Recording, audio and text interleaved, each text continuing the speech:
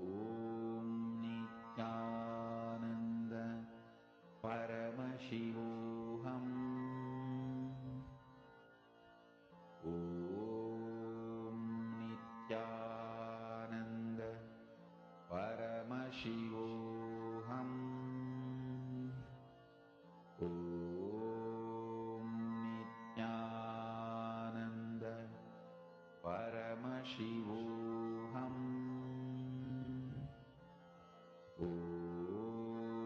Nithyananda Paramashivoham. Om Nithyananda Paramashivoham. Om Nithyananda Paramashivoham. Om Nithyananda Paramashivoham. Om Nithyananda Paramashivoham. Om Nithyananda Paramashivoham. Om Nithyananda Paramashivoham. Om Nithyananda Paramashivoham. Om Nithyananda Paramashivoham. Om Nithyananda Paramashivoham. Om Nithyananda Paramashivoham. Om Nithyananda Paramashivoham. Om Nithyananda Paramashivoham. Om Nithyananda Paramashivoham. Om Nithyananda Paramashivoham. Om Nithyananda Paramashivoham. Om Nithyananda Paramashivoham. Relax. All of you can now relax. Paramashivoham. I request each of you to post how many of you have started manifesting, how many of you are able to start identifying. We are actually having a breakthrough with this one truth that Swamiji has revealed. And it is so beautiful and a powerful truth that just by we manifesting it as power constantly, we will be able to experience the whole shift in the cognition level as an experience inside of us. I request each of you share how many of you have started manifesting and how many of you are able to see.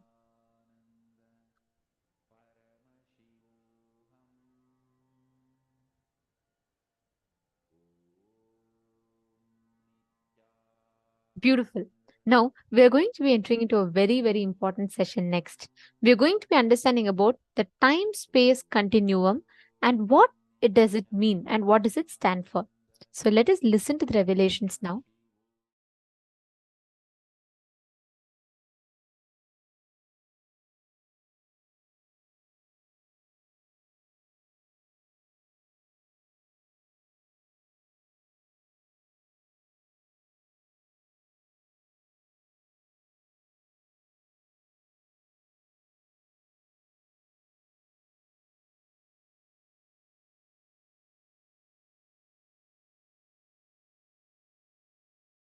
Paramashiva's message directly from Kailasa. Listen.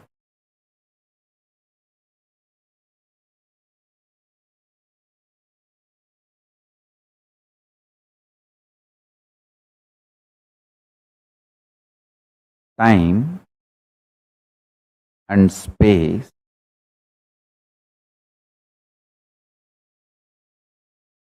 the continuum of time and space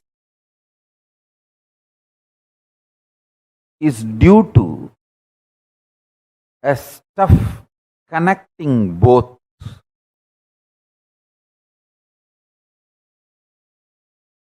That stuff is called Maya Tattva in Vedic tradition.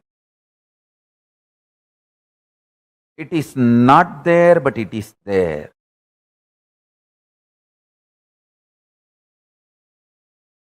Because the time and space, both the dimensions, do not have a clear border, kind of a watertight compartment border. No. Understand this very intensely. For example, if time and space put together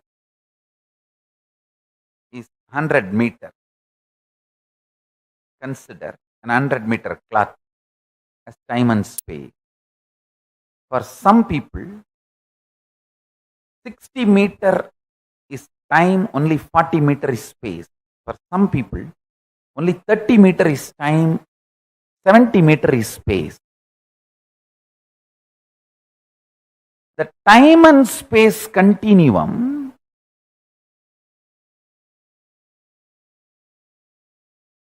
and the way it exists as reality for you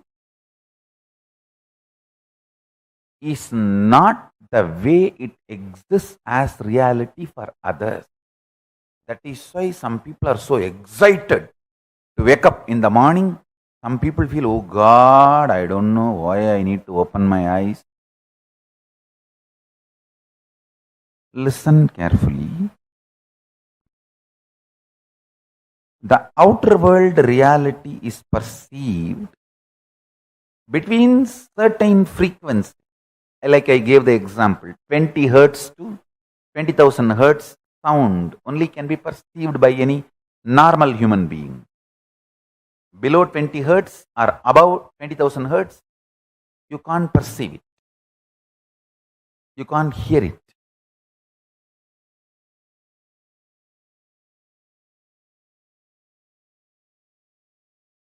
Just like the sound, below the 20 hertz, above the 20,000 hertz can't be heard by normal man, but it can be heard by extraordinary capability. Same way, this reality which all of us are commonly sharing with the word called world.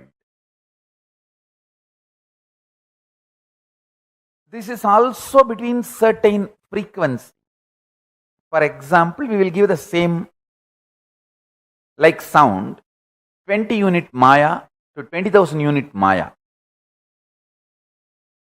It's only an example I am giving you. Between the 20 unit Maya, 20,000 unit Maya, the hertz for sound, Maya for the reality, I am using Maya word as a unit for reality. Between 20 unit Maya to 20,000 unit Maya, all of us common human beings can experience it as world, as reality. If it goes below 20 unit or above 20,000 unit, you start manifesting powers. Listen. If you unclutch intensely, it will go below 20 unit Maya. You become pure intense. If you go above 20,000 unit Maya, you become pure devotion, feeling connection. But in both you experience oneness. Suddhadvaita Sugabodham. one beautiful thing,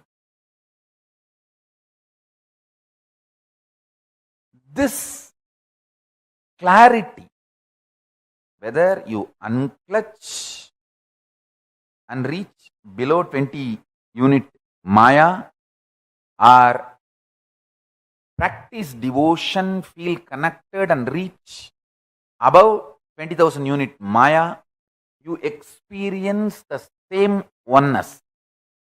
Sutta Advaita Sugabodham.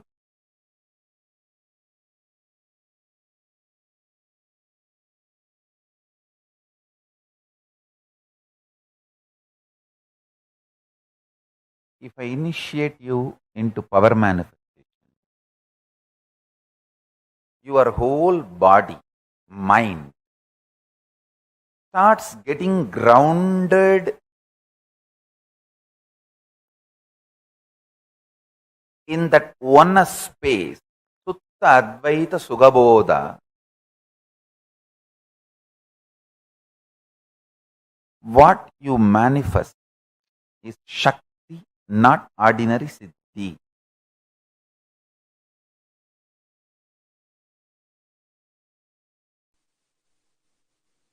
Listen. The higher dimensions, when they enter consciously into the lower dimensions, they manifest as powers. Unexpected positive turn of the events and the reality you experience. You can name it as miracle, you can name it as power, you can name it as a God's grace, you can use any name you want, but the greater science, the cosmic science is the higher dimensions entering into the lower dimensions. For example, length, breadth, depth, time, space. If the space dimension enters into time, time literally manifests everything space wants. If the time dimension enters into depth, depth manifests everything time wants. Understand? This length, breadth, depth, time, space, all these dimensions are independently intelligent, alive, able to make their own conclusions and respond within their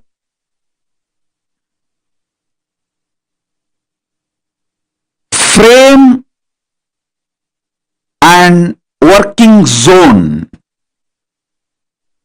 Please understand.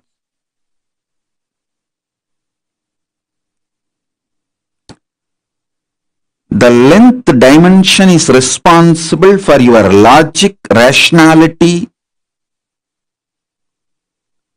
The breadth dimension is responsible for your ability to feel the emotions, feeling connections. The depth dimension is responsible for you making cognitions, a powerful cognitions about life, beyond your logic and emotions. I am mapping the cosmic dimensions into your practical every day-to-day experience. Listen.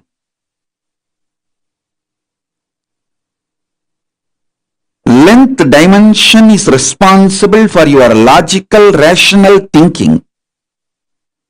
That does not mean the whole length dimension is limited to your logical rational thinking. No. Anything which moves as per the logical rational thinking you understand, all of that are bound by the same length dimension. For example, if you know this is the way water will flow, water moves from above to low. Water is also bound by the same length dimensions thinking. That is why your understanding about the water based on your length dimension thinking proves true forever. So, the cosmic length dimensions flow. When you understand the length dimension in you through logical rational thinking, opens the life and its benefits of length dimension to you. A person who knows maths enjoys all the benefits mathematics brings to human life. A person who knows chemistry enjoys all the benefits the chemistry brings to human life. The person who knows biology enjoys all the benefits the biology brings to human life. Same way, if you know the length dimension and how many things in this world function based on length dimension, you will enjoy the benefits of all that knowledge in your life. Length dimension by itself is a power, independent intelligence. Same way, breadth dimension by itself is a power. Anyone who understands the breadth dimension will be an amazing lover. People will just love to hang around him. He will be an amazing, a powerful magnet, radiating love. Even his people who have difference of opinion with him for some reason or who are jealous, angry, who cherish enmity, even they can't deny they are pulled towards him. How he gravitates them.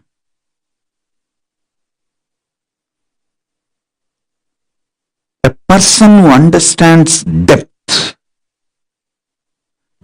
dimension of the universe has access to everything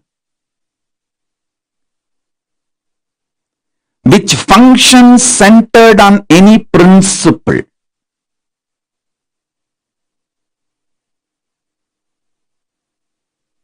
Metallurgy, economy, politics, social science, everything which functions centered on some established principles, some deep cognitions. See, your doctor may prescribe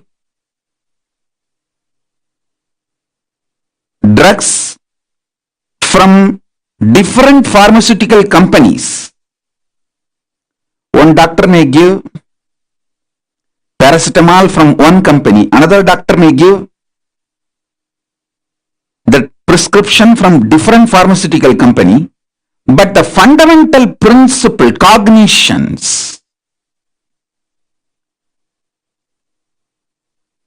will be same for all the doctors who are pro-life, life positive, who are oriented, who are focused on treating the patients. Understand? I was studying why Americans trust Indian doctors. You should know, Indian doctors are the most successful doctors in US, not just in number, are making money, trusted by the patients, because fundamentally they don't compromise on the health of the patient. You can't buy an Indian doctor easily. I'm not saying the other culture doctors can be easily bought over. No, I'm not saying any of that. Don't make negative inference. I only wanted to say the statistics available, data available proves not only big pharmas are not able to buy Indian doctors to do unethical practices, the patients also have a high trust for Indian doctors when the patients have choices.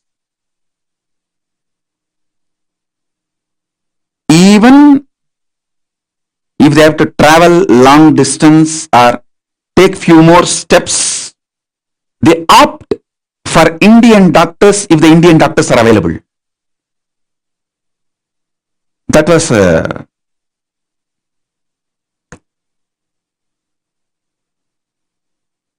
surprise. I should say pleasant surprise. Because fundamentally, Hinduism drills the cognition life is sacred. Ahimsa paramo dharmaha. Make money within the framework of non-violence. Do not violate the fundamental principles of life. So understand, every dimension,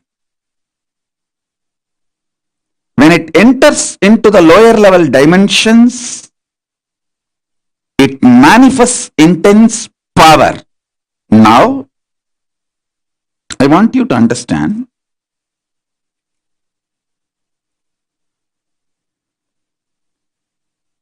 time and space is independent intelligence and power. I'll give you simple understanding, very raw, crude, down to earth.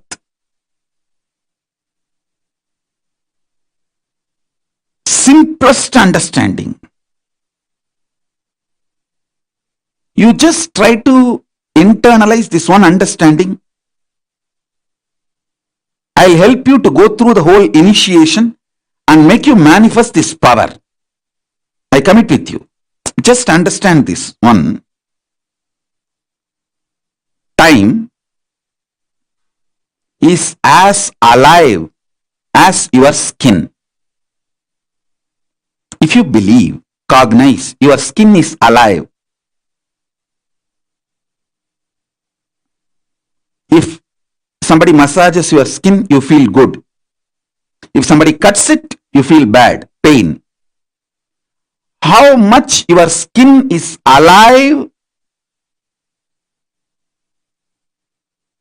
that much, I should say little more than, much more than that, time is alive skin of the cosmos.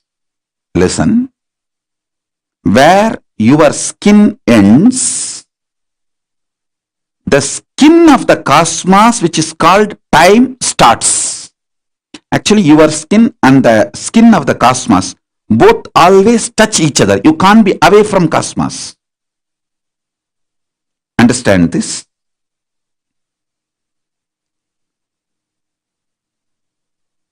Where your skin ends, exactly that is the spot time starts. Time is the skin of the cosmos. Time is the skin of the cosmos. How you have a nervous system which passes the thought currents inside you. Same way the cosmos has a nervous system which passes its decisions and thought currents, that is the space. Your skin is alive.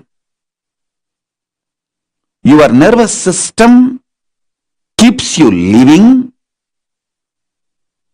The equivalent of your skin for the cosmos is time. Equivalent of your nervous system for the cosmos is space.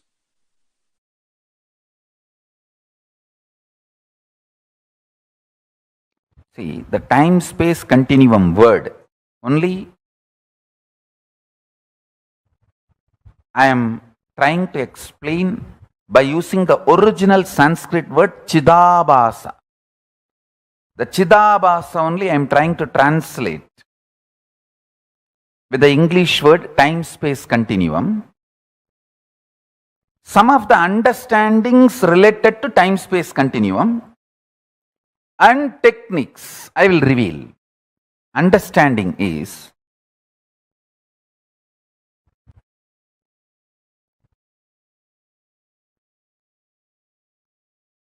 simple conscious will persistence, conscious decision. Decide, today I will not be tired. That's all.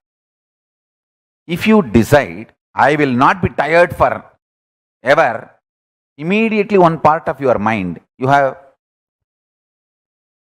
inside you, your automated artificial intelligence version of your wife sitting. How many times you told the same thing, you did the same sankalpa, you tried, and how bitterly, utterly, stupidly you failed. Keep quiet.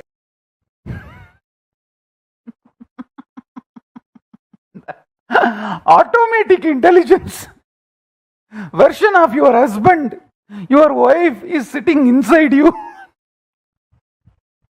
This may look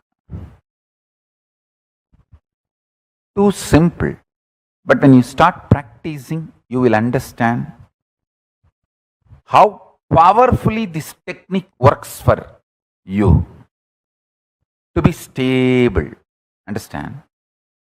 The most beautiful emotion which can bring stability in your life is love. Morning when you wake up the Atmalinga which you are wearing. Mahadeva, please wake up. Morning when you take bath, Swamiji, please take bath. Pour few drop water on that linga. Always wear it.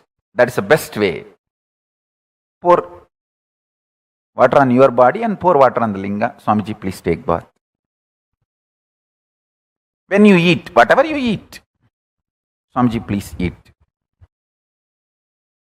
When you brush, you don't need a separate brush. Nothing is wrong. I am telling you, I am your guru.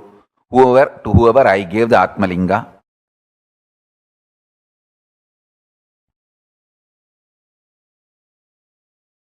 maybe you don't need to put the same brush on the Atmalinga, but take little Hariteki powder and put it on. Swamiji, please brush the teeth. Mahadeva, please brush the teeth.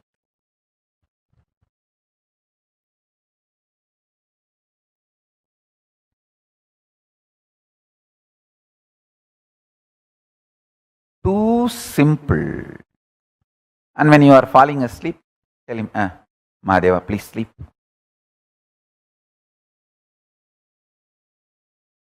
love manifests that Chidabhasa, time-space continuum in you, sweetly and beautifully. You have a special feast, celebration, anything. Mahadeva, please eat. Show to him and then eat.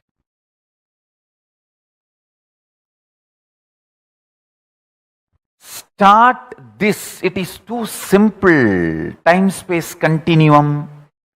That Chidabhasa will explode in such high energy. When you spray perfume for you, just put little on him. Mahadeva, very good perfume. I got it yesterday. Lipstick, just put little, nothing wrong. Whatever I am enjoying, I have to give. This is what my gurus taught me. And I have enough Shastra Pramanas to prove what I am saying is right. Whatever you enjoy, offer it to him and enjoy. If you are lying on your couch, tell him, Mahadeva, just lie down. Rest, enjoy this sea beach. I tell you, he is neither outside you nor beyond your reach. He is the source of you. When you generate a love, sweet relationship, that makes your time-space continuum huge.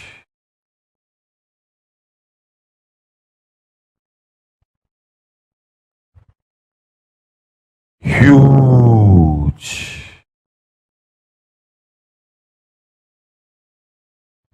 Even if you don't feel like wearing your Atmalinga, even the Rudraksha is actually Rudraksha Linga. Many times, the Shastras allow, you can keep Rudraksha as the Rudraksha Linga and do Shiva Puja to that Rudraksha Linga itself. Agamas allow it.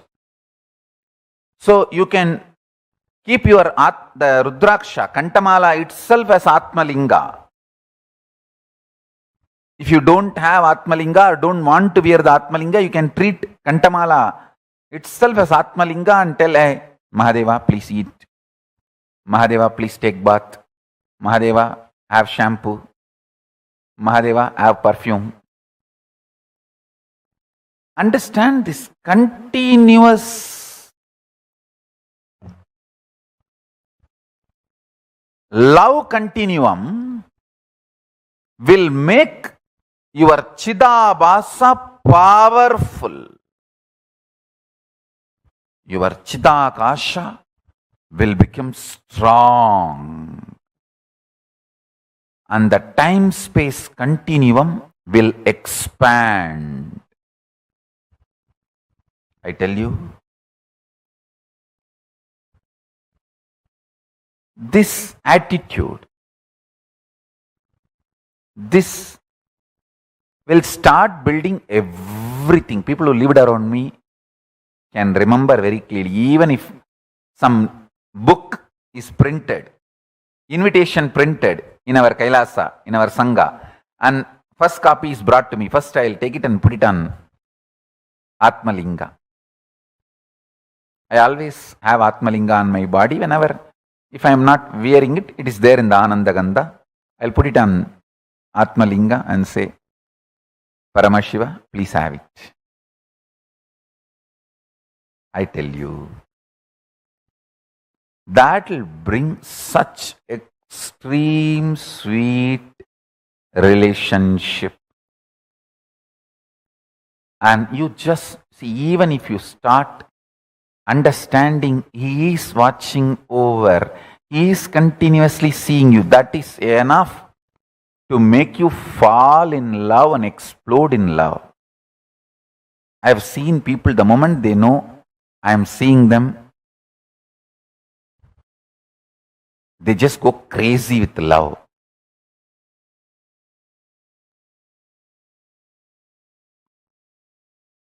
The moment you start understanding Mahadeva is watching you, you just explode in love. The Chidabhasa explodes.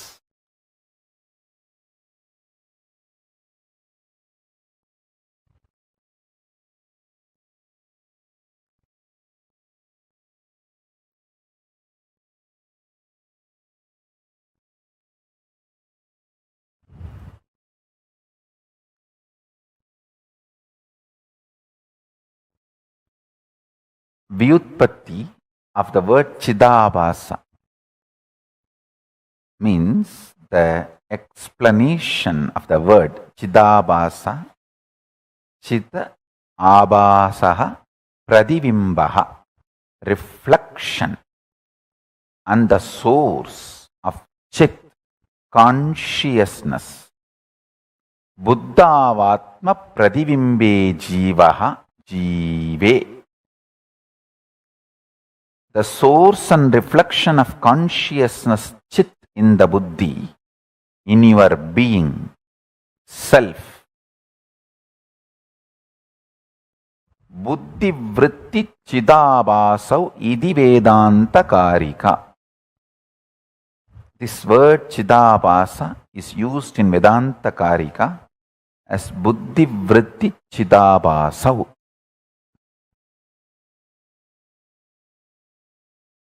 Listen. The source where the being of Chit and doing of consciousness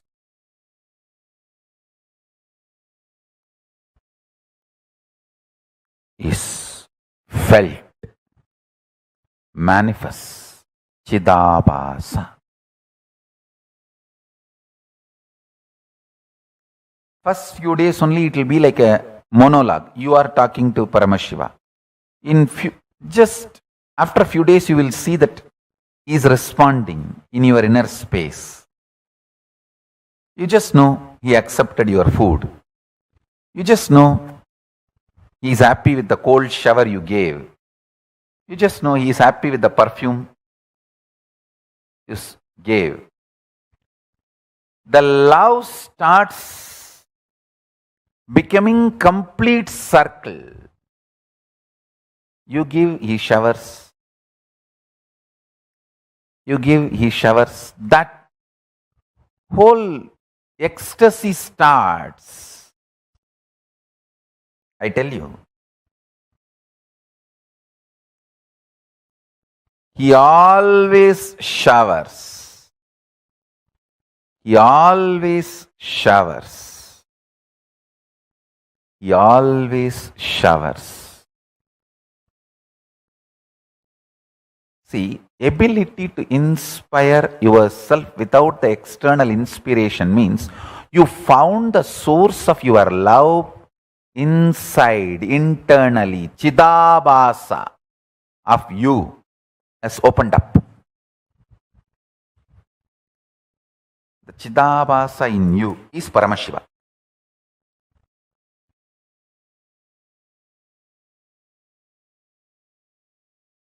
I'll be absolutely integrated to all of you. Let me give you the first truth, powerful cognition from today. It got revealed into me in Tamil, so I'll recite as it is, then I'll translate. Agachar budamayum, புறச்சார் புடமையும் பரம்பொருள் நிலையே என பரம்பொருளுக்குள் நிருந்து நீரு Hindu. That's the word got revealed. நீரு இந்து. தன்னை தன்மயத்திற்குள் இருப்பார்க்கே தான் தானே வெளிப்பட்டு தன்மய சக்தியெல்லாம் பொங்கி பிரவகிக்கும். Let me translate in English. Understanding the inner dependency or outer dependency for your existence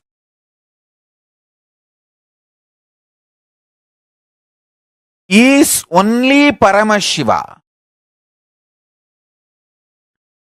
Your principles and policies related to economy, your life's goals, your life's relationships, how you want to live, how you want to die, what you call as a success, what you call as failure. Everything. Listen carefully. The inner dependency for inner or outer. The word agachar budamayum, purachar budamayum. This word has to be understood in all dimensions as Paramashiva revealed to me. When this truth was getting mapped, I also got the revelation. Every powerful cognition in you is like all the grahas, navagrahas blessing you. Navagrahas are the most auspicious cosmic energies. Never punishes you. Do not have incompletion with navagrahas. They are absolutely compassionate and they only awaken Paramashivatva in you.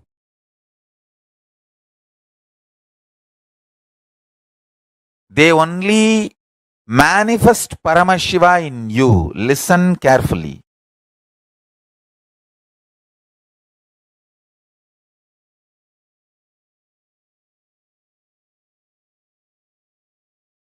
If you understand my love, you will understand all the Navagrahas' love for you. Now, I'll give you the example. I told many names. Don't think I do not train them.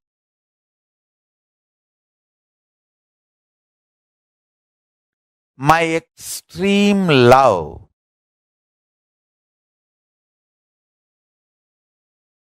compassion, whenever I see they are dependent on wrong things for their internal, external centering, I correct them. That correction is not because I hate them, but because I love them deeply. Same way, Navagrahas, sometimes Shani may remove some relationships or wealth from your life. That doesn't mean he hates you. That means you have a blind spot there. Your inner dependency and outer dependency is moving away from Paramashiva, which is not good for you. So he removes them and makes you centered on Paramashiva.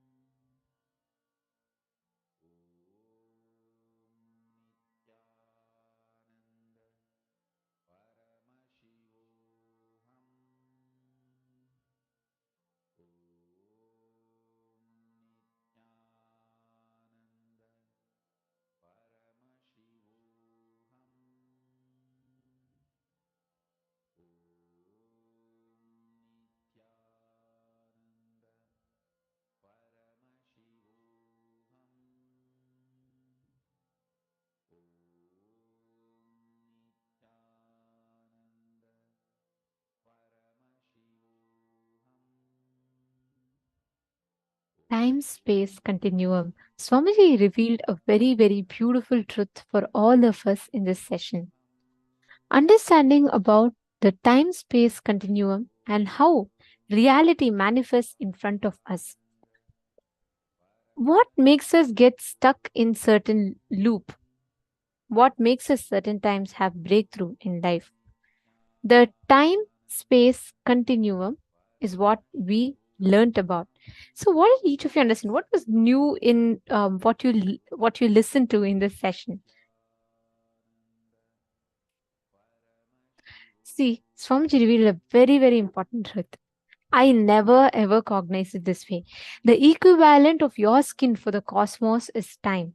The equivalent of your nervous system for the cosmos is space. Like how we have a skin, cosmos' skin is called time. Like how we have the nervous system, cosmos' nervous system is called space. This time-space continuum, the way it exists as reality for you, is not the way it exists as reality for others. Okay, tell me one thing. How many of you have experienced this moments where you are spending time with someone you really love?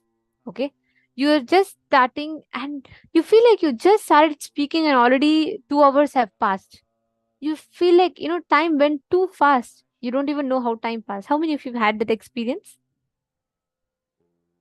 How many of you have experienced that?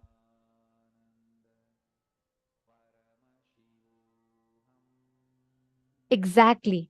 Now, the same thing, how many of you have experienced that suddenly you're sitting in a lecture and you're like, oh God, let it move fast. Time is not moving. This clock is not moving at all. It is just 1 minute, time is not at all passed. How many of you felt that friction? Yes. See, the way time occurs for us, please listen very carefully. Time, the way the unit of time occurs for us is not the same way time occurs for another person. There's a big difference. I may have time passing very fast. Let's say, for example, another participant. Okay, in front of me, Ma Fatima Dehestani is there.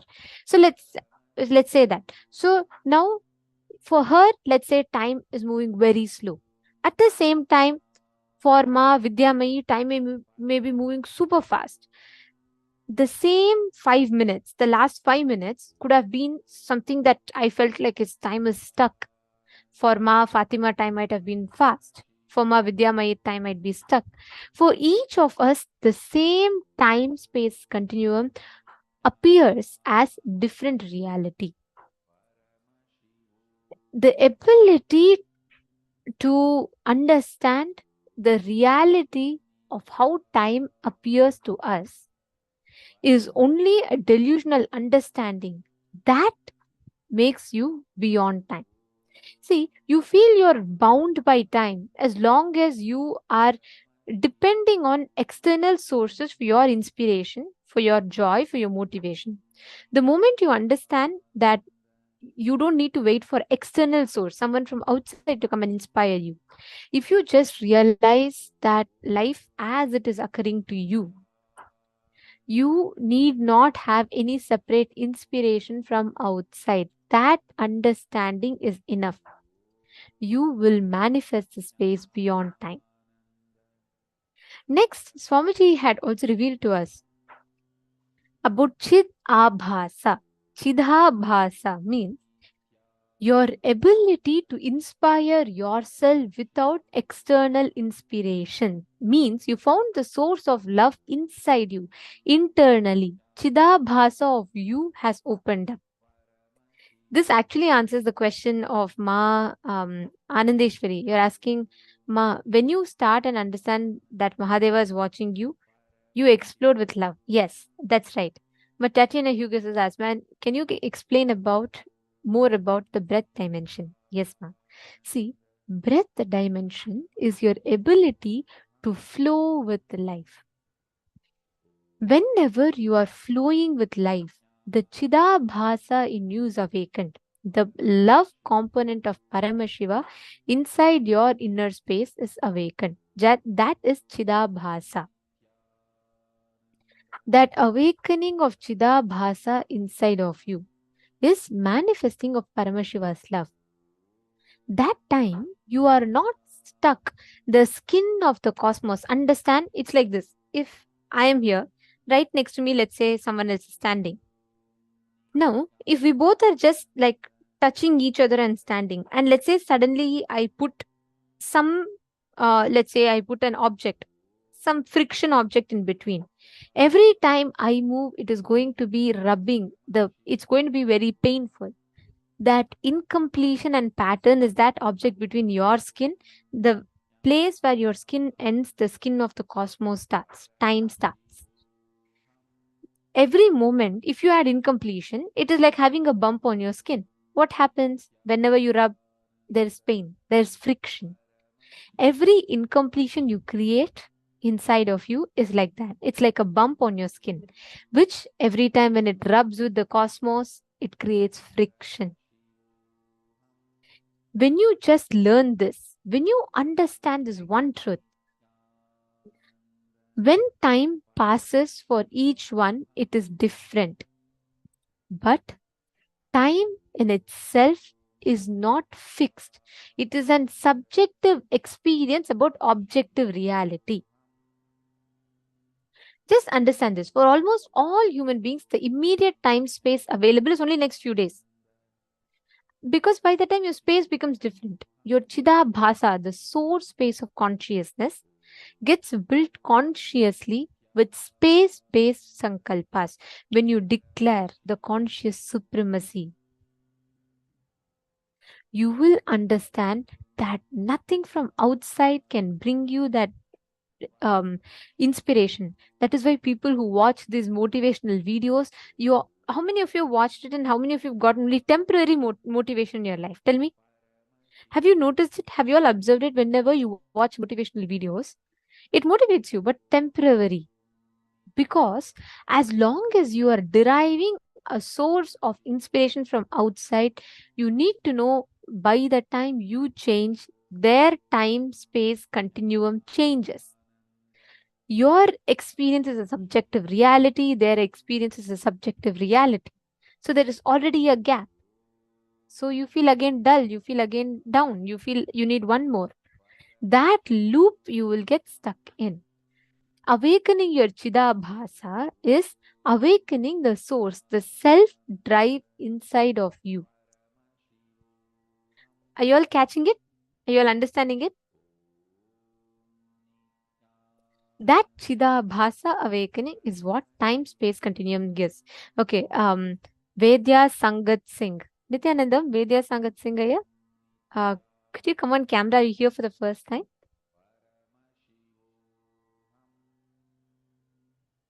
Okay, so he's asking, how does this relate with people who are adharmic? How to approach love with those type of biological family members? Listen very carefully. This is one of the most common questions that everyone has. If someone is doing injustice to me, how can I love them? Chidabhasa is not dependent on external source. If someone saying something can give you joy, someone saying something can take away the joy from you. If I give something, that means I am in command of it. I can take it back anytime I want. That is why today so many relationships are filled with insecurity. Because your source of fulfillment becomes the other person. You try to go to the other person, you try to get the fulfillment from the other person. That inspiration source is from the other person for you. That is why there's insecurity, because you keep running behind the other person to give you that fulfillment. When that one moment that the other person says, no, I can't give you, you fall into insecurity. Insecurity becomes anger. Anger becomes hatred. Hatred becomes destruction. Destruction becomes divorce. This is the loop that we're all stuck in. Even if it is another family member. Understand, life is going to have ups and downs. There are going to be incompletions. There are going to be so-called good people. There are going to be so-called bad people. There are going to be all of this. But if your love is limited to that, you are losing out. First, understand. Vedya Sangat Singh, are you here? Are you listening? Understand, your experience of love is not what you give to others. Love is not what you share with others. Love is the lubrication fluid that flows in your being, because you see, love is like this. Love is like the lubrication fluid between your skin and the cosmos' skin. When you fill it with love, the every passing second has no friction. It is smooth. That is why when you spend time with people you think you love, you are feeling like time just glides off because there is no friction. So understand, love is not what you give to others. Love is what you experience inside your inner space, what flows inside of you.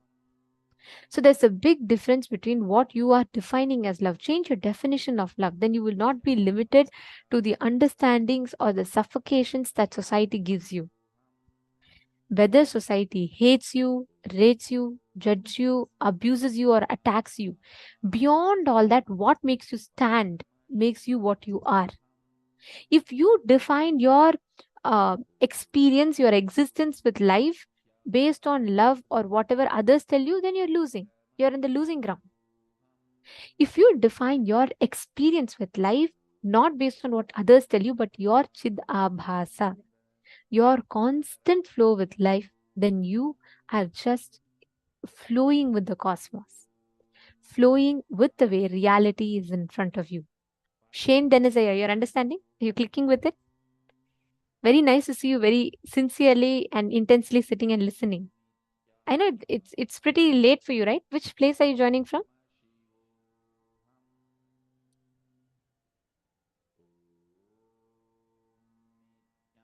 Okay, Oklahoma. All right.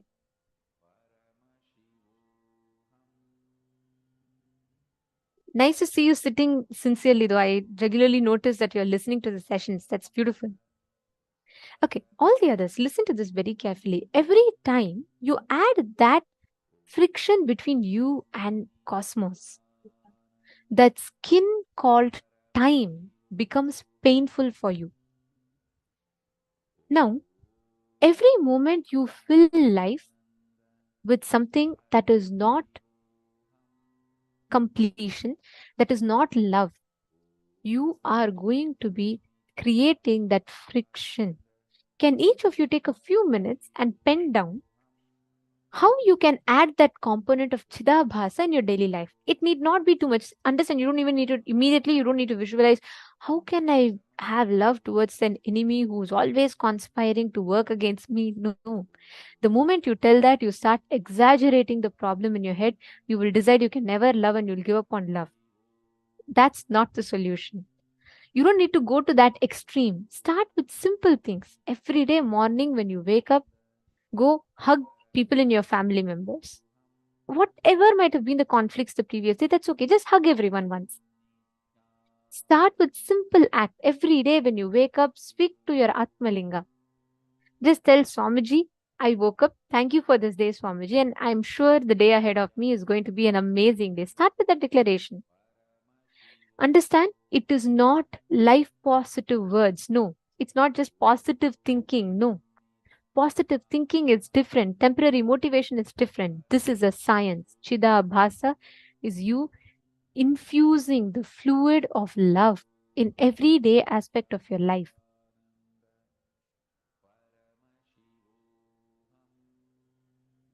And every moment when you manifest life with that love, time just glides. Have you all seen in river, there are two things you can notice. One, you can see these giant rocks in the river. Do you know how these rocks are formed? Yes, like we all learn in science. The river keeps flowing through it, flowing through it, flowing through it. And as river flows through it, the rock is firm. So the river keeps hitting, and the rock slowly keeps chipping. That's how rocks are formed in the river bed. There's a reed in the river. Have you all seen these plants? These plants flow very smooth. The direction that the river flows in, the plants automatically bend. So the river keeps flowing and the plant also bends and grows in that direction. You have two options. You can be like a rock in the river. Every moment that life passes, it will be painful. Life will keep hitting at you because you are going to be stuck to a certain incompletion. Or you can be like a reed in the river. You can just bend in the direction as life flows. You can just go along with the flow of life. Then you will just be flowing with life. Life will not be painful occurrence for you. Are you all catching this difference?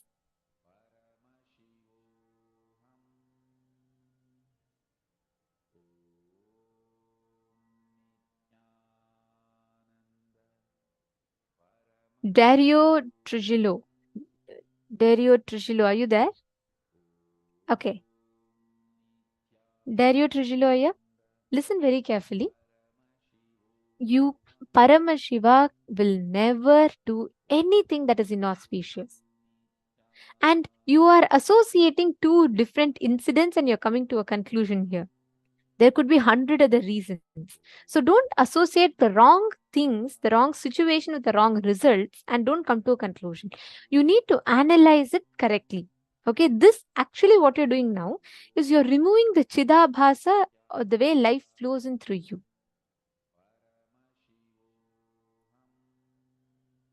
Okay. Now, with this understanding, I request every one of you to pen down where all in a day can you infuse Chidabhasa in your life. Can I request every one of you to post where all do you think? Ma Kanhoy Pua is asking how to fix a broken relationship. Ma Kanhoy, this is the solution for it. Go with the flow of life. Don't try to go against the current of life.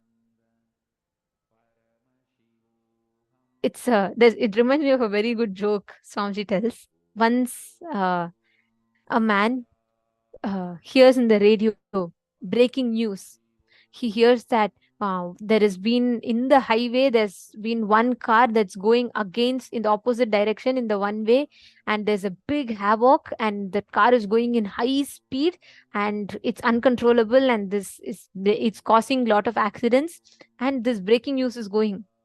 Husband feels deeply concerned because he remembers his wife is going out on the first time drive, that too an important this thing, and she doesn't know proper driving. He's gravely concerned. He wants to warn his wife. So he calls up his wife with great concern. He says, "Dear, there is a breaking news. There is one idiot which is driving in the highway in the opposite direction and causing a havoc. So be very careful." Wife, understanding her husband's concern, says, "Yes, but it's not one. There are hundreds of them going in the opposite direction. I am the only one driving in the right direction." That don't be like that. See, if you think you are going in the right direction against the current of life, you are going to end up in a mess. This wife is the one who is causing that whole havoc in the highway, and she thinks the whole world is going in the opposite direction, but she is right. See, understand, every time you declare, you decide to go against the current of life, you are creating an incompletion. Ma kya hui pua? If you just go back, ma, with the decision to look at life with Chidabhasa, see how you can add love in that point. You will see life will become so smooth for you.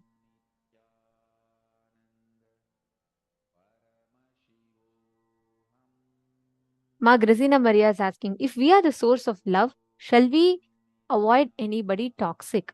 What gives something the definition of something is toxic or not? Ma Grazina Maria, you should address that. What gives you the definition of something is toxic or not? For Mahadeva, for Paramashiva, even poison, he put it in his throat, held it in his throat only to heal people. Even poison, he converted as healing and gave people. See Swamiji's life. Even the worst attacks, he only took it to empower humanity more and more and only succeeded each time. What you define as love, see, understand, all of you understand this. The moment I say love, the moment Swamiji told love, we are all defining it with our understanding of transaction and relationships. No, you do not need a reason to love. I'm not talking about the love that you feel when you see another person. I'm not talking about that. I'm not talking about the love that it's between in relationships. No, I am talking about the love that existence expresses every moment. Have you all seen babies? Just leave them by themselves, they'll have smile. They don't wait. They, even whether someone is there in the room or not, they laugh. They look at a plant, they start laughing as if it's such a phenomenal happening of nature. They do not take existence for granted. That is why the space of a child is so beautiful. When you infuse Chit Abhasa, when you infuse Chidabhasa in your everyday life, you will not have that friction. Ma Krista, you can experience that space. You're saying you love watching babies. Why are they so beautiful to watch? Even if there's an enemy in front, even if there's a snake in front, that baby will not get afraid. It'll just go and play. The baby will not have the fear. Young children, they don't know fear, they don't know anger, they don't know hatred. Why? Because their being was infused with Chidabhasa. You too were like that at one point of time. But unfortunately, we all eat in the conditionings of the society, and we grow into thinking anger, all these transactions in life. Just decide every morning when you wake up, thank the cosmos. Start with simple things. Every day, grow a plant. Just go tell the plant, I love you. I will take care of you. Start with that. Just few actions. Every morning, just going and enriching a person. When you go to your office, just enrich them. Something. Tell them some powerful cognitions. Every action in your life, see how you can induce Chidabhasa. Can you all take a few minutes and write down? What are all these simple acts of love that you can do every day? From today, start doing it. You will see a phenomenal difference, and it's a challenge to you. In less than 21 days, you will suddenly see life will not have any frictions.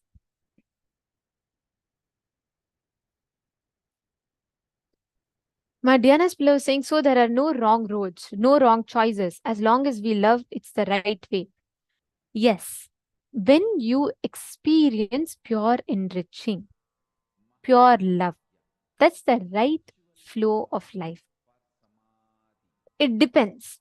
You should not, you see, it's not like if you say, oh, okay, Swamiji said nothing can harm me if I love. So come on, let me go and put my hand into the fire. I'll put my hand in the fire. I love the fire. Fire should not burn me. No, that is foolishness. You know why? Because that is the Kutarka working. If you really believe that with love, you are in love with the fire, with that you walk into the fire, fire cannot touch you. If it is your cognition, if it is your experience, fire cannot touch you. Fire will not touch you. We have tons of references in Hinduism.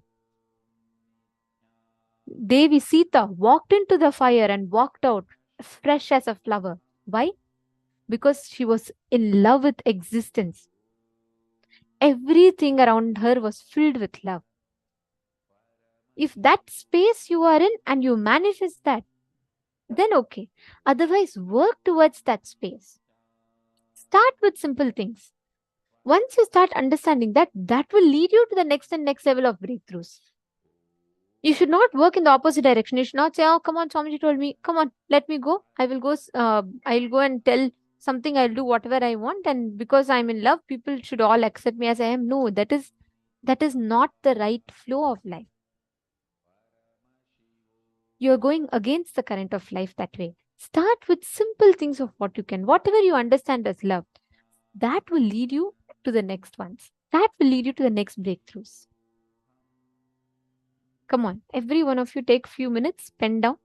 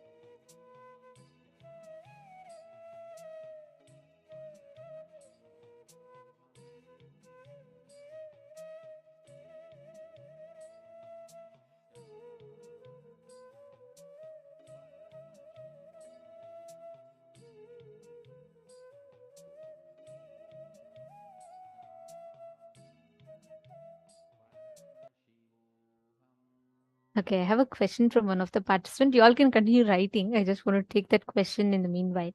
So Shante Fields, Ma Shante Fields is asking, I know this may seem odd to ask, but is the humane approach to dealing with rodents to show them love? Okay, see Ma, I'll explain this to you. If you experience everything in existence is connected to us, everything in existence, you just need to be complete.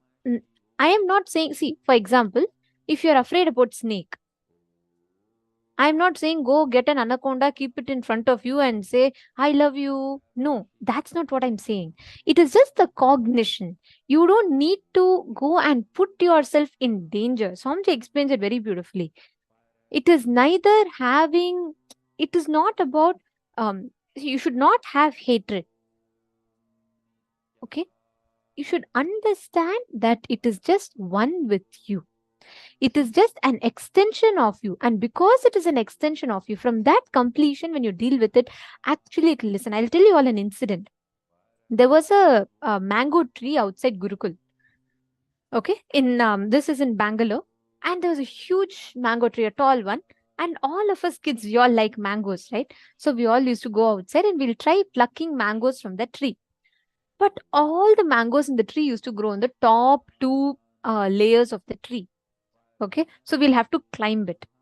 And what happened was there were a lot of ants in the tree and we could not climb it.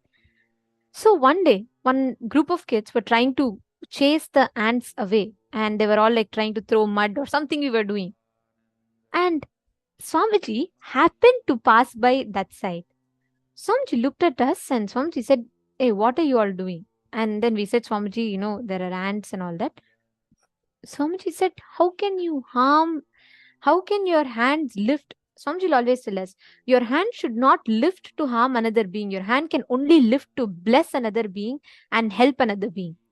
So Swamiji looked at us and Swamiji said, how can you all raise your hands to harm those ants? They're harmless beings. How can you raise your hands to do that? Then Swamiji explained. Swamiji said, your way, your fundamental operation, the principle of operation with life should be because it is an extension of me. Just like me and the ant is an extension of me, just connect to it and tell it to give way, it will give way. And Swamiji said, why do you want the ants to give way? Then we said, Swamiji, we want to climb the tree and we want to pluck the mangoes. Swamiji said, when you speak to the tree will give you the mango. Just connect to it.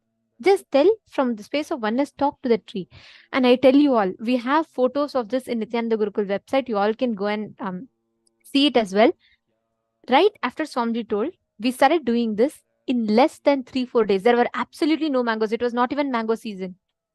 In less than 3-4 days, the tree gave the exact number of mangoes that Gurukul, exact number of Gurukul kids that are there. Those many number of mangoes the tree gave. And all the mangoes grew in the bottommost branch that we all didn't even need to climb to pluck from the tree. And there were no ants in the tree. We didn't do anything after Swamiji said this, other than we all would go stand in front of the tree and connect to the tree and say, Ma, we want to have mangoes from you. Please give us mangoes. And we'll just request the ants to move. And it is not a joke. Understand, existence is an extension of us. We are all taught to be separate all the time from nature, and we are so out of touch with nature. In our Puranas, go and read. Our Puranas sings the glory of women who told the sun to stop, and the sun completely stopped. The sunset completely stops. We have had such phenomenal beings in Hinduism. Why? Because by our very way we are brought up, we are taught about how we are a part of existence and nature. So Ma Shante feels, see Ma, I'm not saying go and take and, go and harm yourself with that by, trying to do something with the rodents. But all I am saying is drop your incompletion. The moment you drop the incompletion inside of you, you will see that you will be able to get things clear. That suffocation will not be there. And automatically you will be able to come to the right solution for it. You're understanding?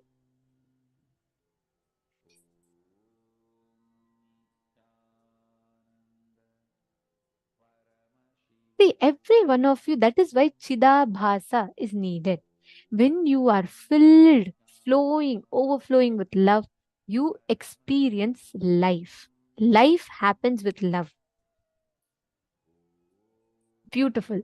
Now, with this understanding, with this space, let us all manifest very, very, very beautiful power. We are going to be manifesting the power of being able to identify any details about a person, the biography of a person, just by looking at the image. All right, shall we all get started? Okay, so joining with us in this is Manitya Devasmaranananda and Manitya Brahmayogananda. Let's all get ready to manifest. Even for this power, right? Apply the same space.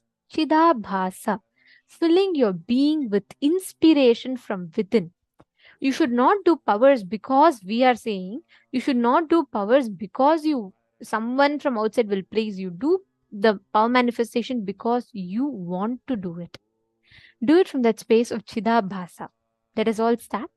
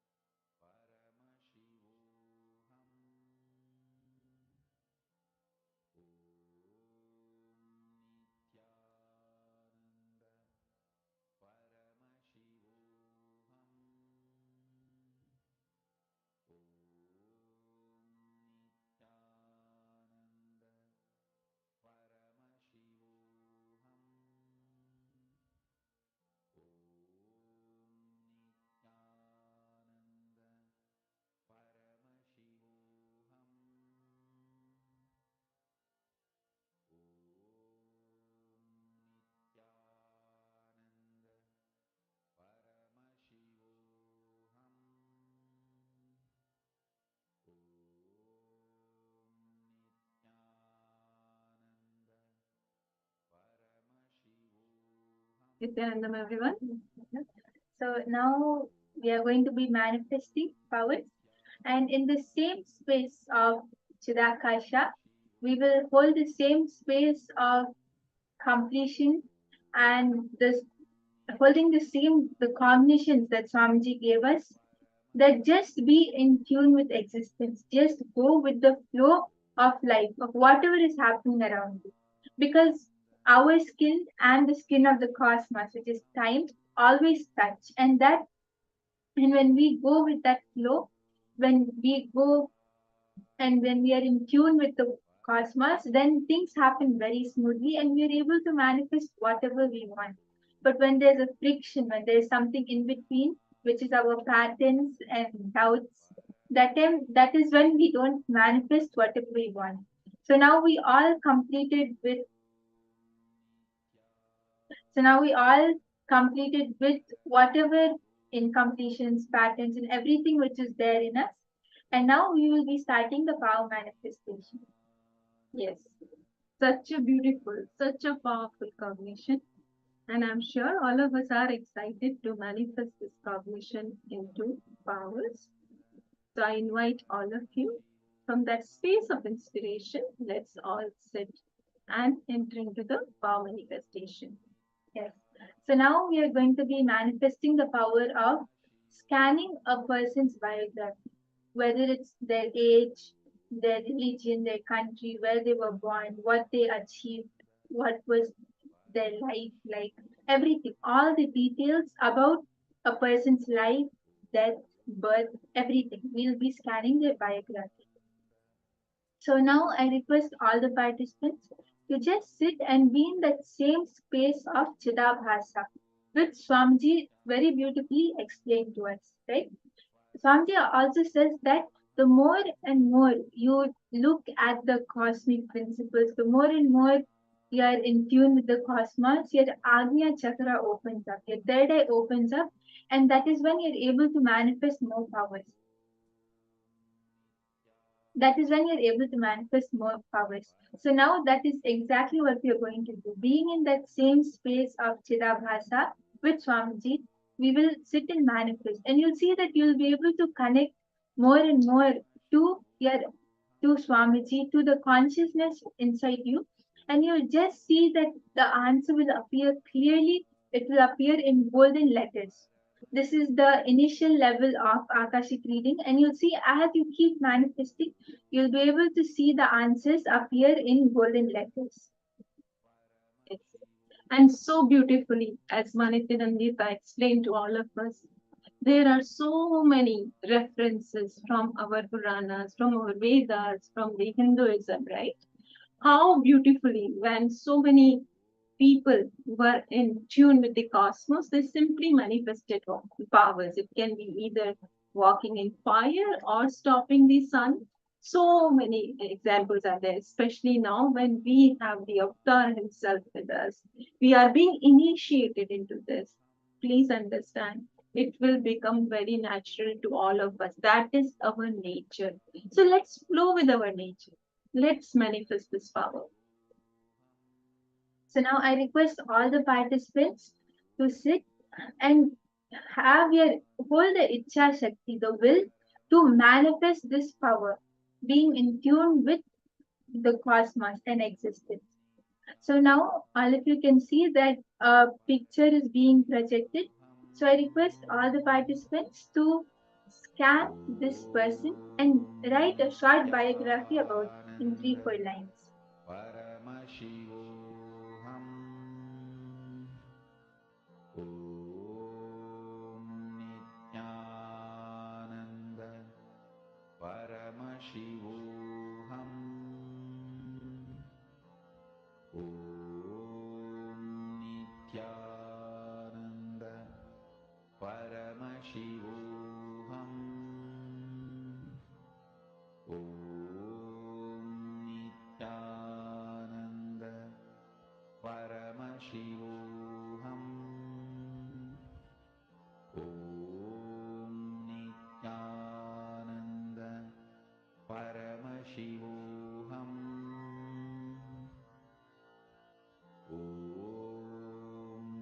Nithyananda Paramashivoham. Om Nithyananda Paramashivoham. Om Nithyananda Paramashivoham. Om Nithyananda Paramashivoham. Om Nithyananda Paramashivoham. Om Nithyananda Paramashivoham. Om Nithyananda Paramashivoham. Om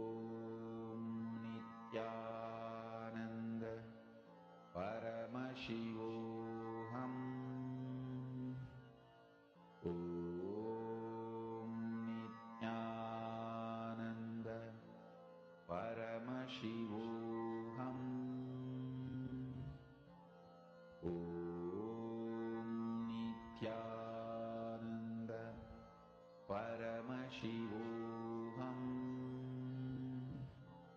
Om Nithyananda Paramashivoham.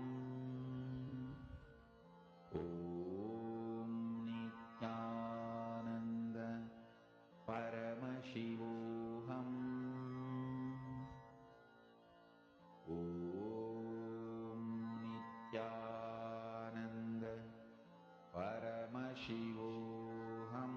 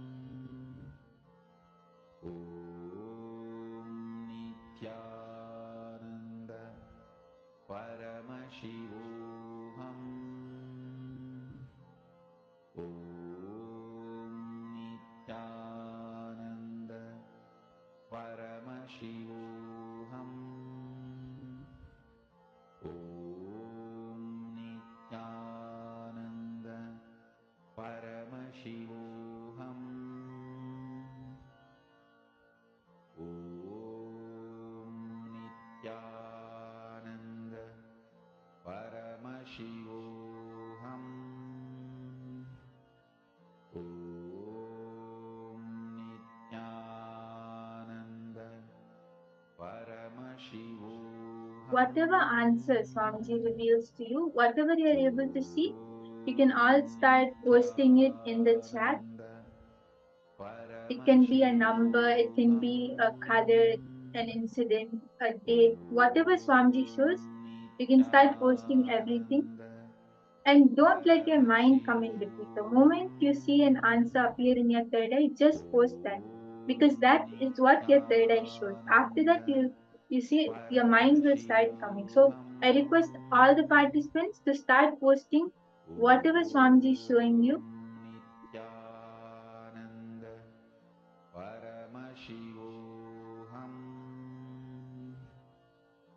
Yes, Ma Hadillian, Nithyanandamma. So we are now manifesting the power of scanning a biography, the biography of people. If you just join, yes, I can see that all the participants are starting to post. Okay, yes. So Maharilin, you also have scanned. Great. You saw that it's a guy from the deep South US. Okay. Ma, you can even post anything else which you are able to see. If you were able to see his date of birth, his date of death, what were his achievements, whatever Swamiji shows, if Swamiji shows any color or any picture, you can put everything. And all the other participants can also post any dates, any incidents, whatever Swamiji is showing. Okay, so Ma Christina, Ma Dahanananda, Ma Harilian, Ma Diana, all of you are posting. That's great. Yes, I request all the participants to post their answers. Then we can move on to the answer.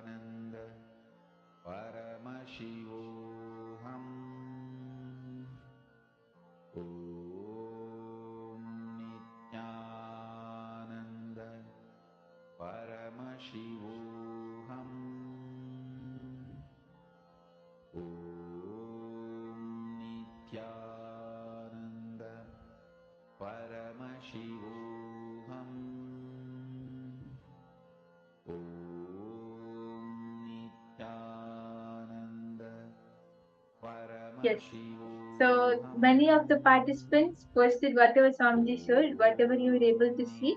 That's great. So yes, so Ma Diana, you were able to see a sort of teacher with math or science. Okay. Ma Herilian, you saw a guy from the deep South US, like a colonizer. Okay. Ma Anandeshwari saw a 7th century writer for music books. Okay. Yes, so many of you have posted. My Yogamiller you saw a lawyer from 1870s. Okay. Yes, so now we will be moving on to the answer.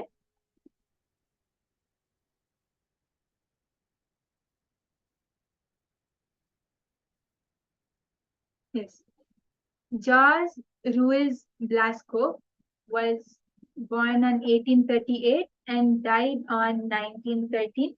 And he was a Spanish painter and art teacher, known as the father of the renowned artist Pablo Ruiz Picasso. Born in Malaga, Spain in 1838, he hailed from a middle class family. At 42, he married Maria Picasso Lopez, who was 17 years younger. Together, they had three children: Pablo, born in 1881, Dol, Dols, nicknamed Lola, born in 1884, and, and Concepcion, nicknamed Conquita, born in 1887. Tragically, Conquita passed away from diphtheria at age 7. Joyce Ruiz pursued a career as an art teacher, specializing in still lifes and landscapes. He taught at the Escuela Provincial de Bellas Artes San Temlo from 1875 to 1890. Later at the Arts in Coruna, where Pablo attended his ornamental drawing classes. Struggling to gain recognition as a painter, he moved his family to Barcelona in 1895, where he continued to teach.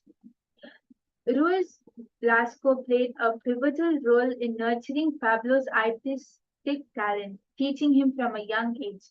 Despite a volatile relationship, he recognized and encouraged Pablo's prodigious skills. Jose Ruiz's legacy remains closely intertwined with the remarkable artistic journey of his son Pablo Picasso. He passed away in Barcelona in 1913 at the age of 75. Okay. So, yes, so many of you have posted your answers.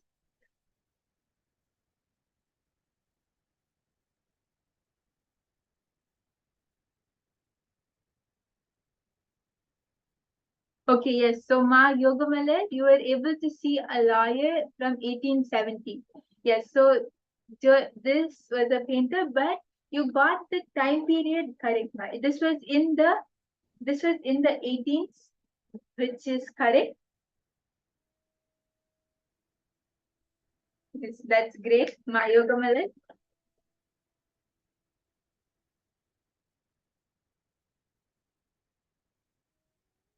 Okay, yes. So now, even if it is great that so many of you were able to see the answers, whatever Swamiji showed, and even if you feel that you are not manifesting or you are not able to get it 100%, it's completely fine. Now we will be manifesting this again in another round. Just connect to Swamiji and hold a strong will that you have to manifest.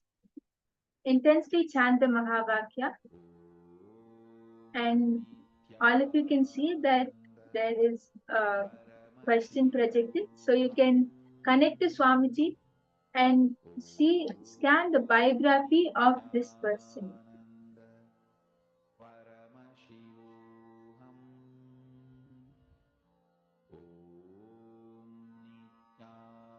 Nithyananda. Paramashivoham. Nithyananda. Paramashivoham.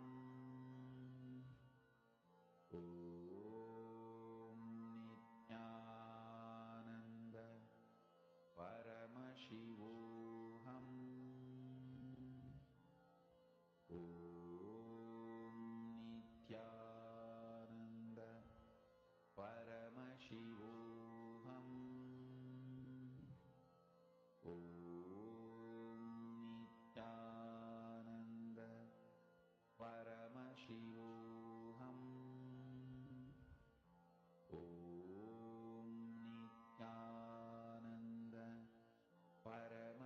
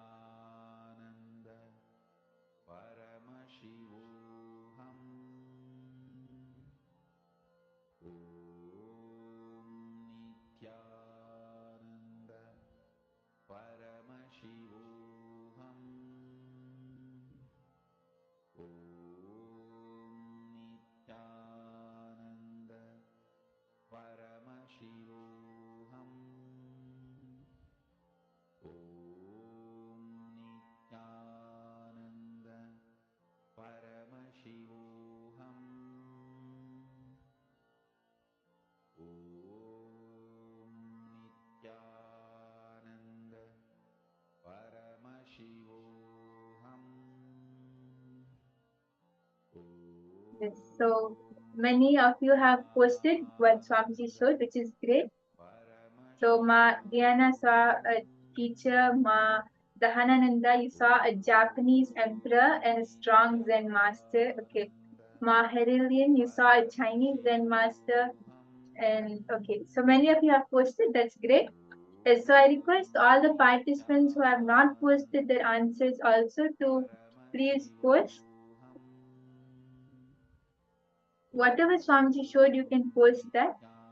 Ma Sophia, Nithyananda Ma Sophia, was Swamiji were you able to see anything through your third eye? Ma Iron, Ma Prasanna.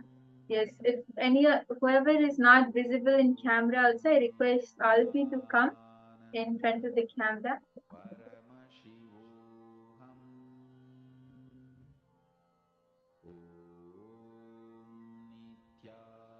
Yes, okay, so Ma Christina, you were able to see a Catholic and Saint Bernard. Okay. Yes, so all the participants who have not posted yet can also post your answers. And we'll soon be moving on to the answer now.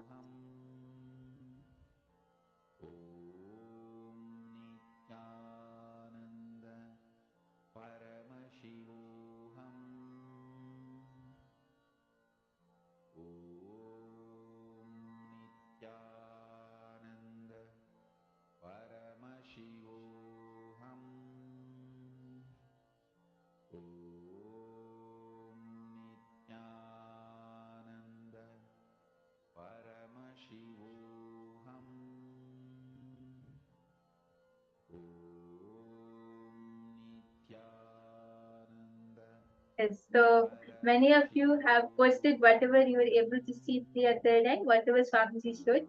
That's great. So now we'll be moving on to the answer. So yes, if anyone has not posted their answers yet, I request all of you to post whatever Swamiji showed you.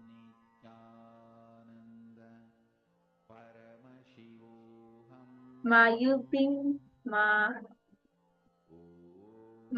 Prasanna, Ma Yifan, all of you, all the participants who have not posted yet, you can post whatever Swamiji showed you. Let's all actively keep posting, please. So many of us are sitting. Please do participate.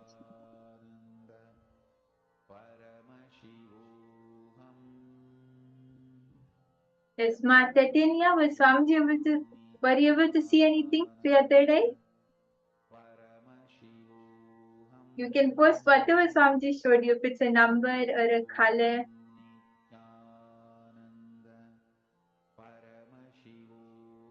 Or a name, whatever Swamiji showed, you can post that. Ma Abhilasha, Ma Anandapriya. All of you can post whatever Swamiji showed you. Okay, yes. So now we'll be moving on to the answer.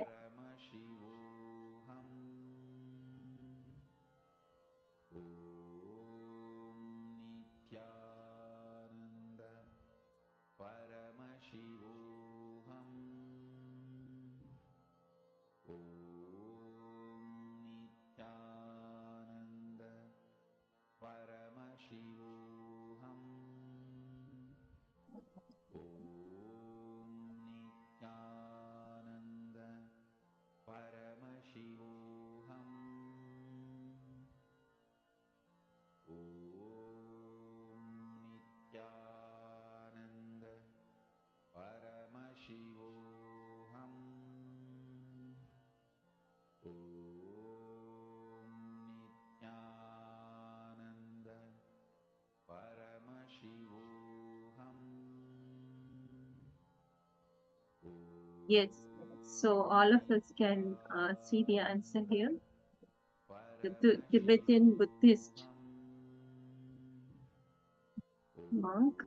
So Agwan Lovasan Dorizer, born in 1853 and passed away in 1938, was a Russian-born Tibetan Buddhist monk known as Tensei Kempo.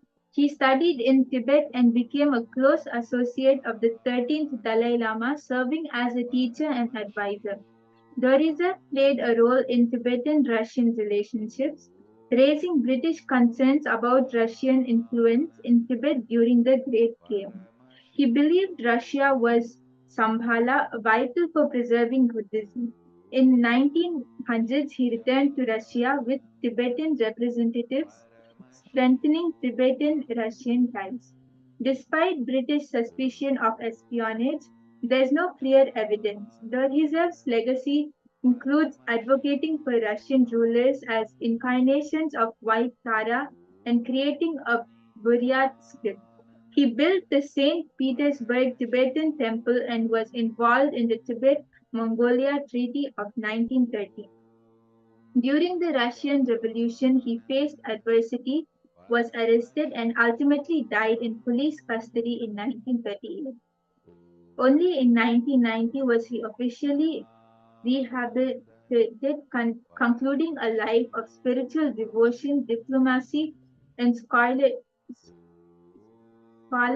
contribution to Tibetan Buddhism.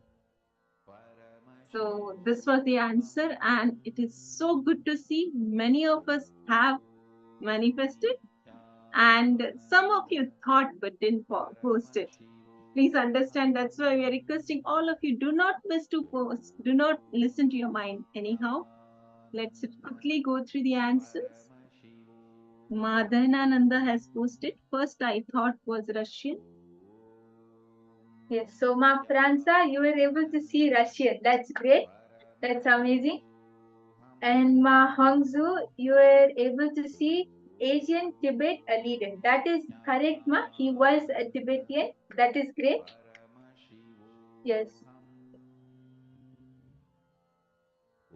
Yes, and Ma Anne-Marie, you were able to see a spiritual master. That is correct, Ma Anne-Marie. Yes, that you were able to see a spiritual master, which is correct.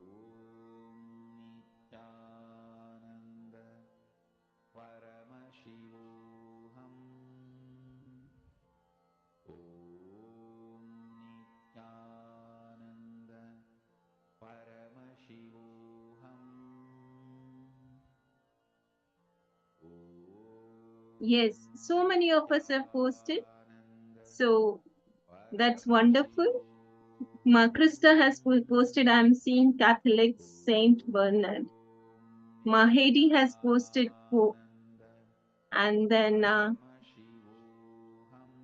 Zen Master. So 14th or 15th century priest by Ma Anandeshwari. This is very close. And then Ma Hongzhu has posted Asian Tibet, a leader, a teacher. Wonderful. So many of us have posted, and many of you have posted very closely, if not exactly the same. Madhyana has posted religious aspect, priest or bishop. That's correct. Wonderful.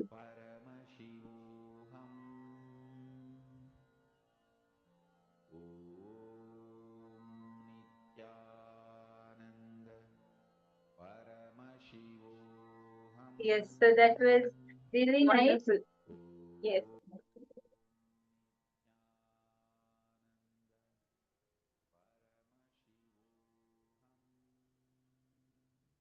So good to see all of you posting so beautifully and so many answers were correct. So let's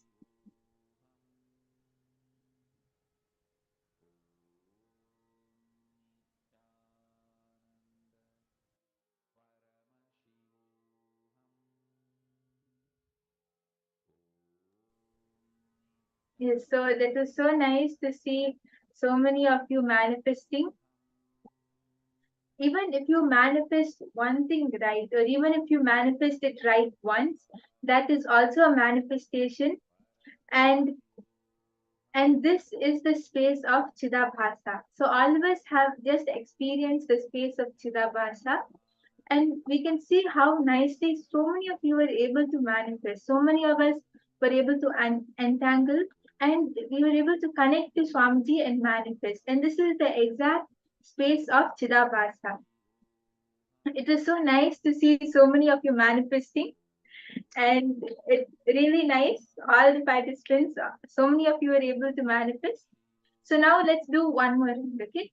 So even if any of you feel like you are not able to manifest yet, just sit and just connect to Swamiji. Now that so many participants have started manifesting, you'll see that the neurons will get mirrored and you'll be able to manifest. Okay, so we'll do one last round now. Just connect to Swamiji and chant the Mahavakya. Whether you have manifested or whether you didn't manifest, unclutch from everything and just hold the strong will, the Icha Shakti that you have to manifest it in this round. That Swamiji should just flow through you and manifest.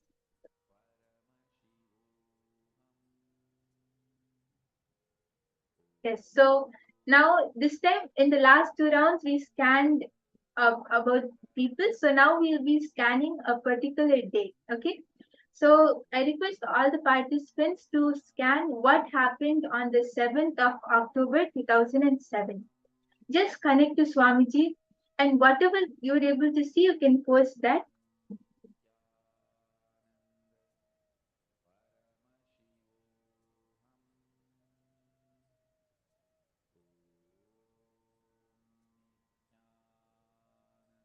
Yes, requesting all of you, inviting all of you. Let's experience this space of Chidabhasha. Let us all sit straight. Remember Swamiji in your third eye. Chant Mahavakya and see what was the happening on this particular date, 7th of October 2007. And as you are seeing, I request all of you, please do not filter, post it in the chat. Like many of us were saying last round, I did see, but I didn't post. So do not miss to post. Let us all share.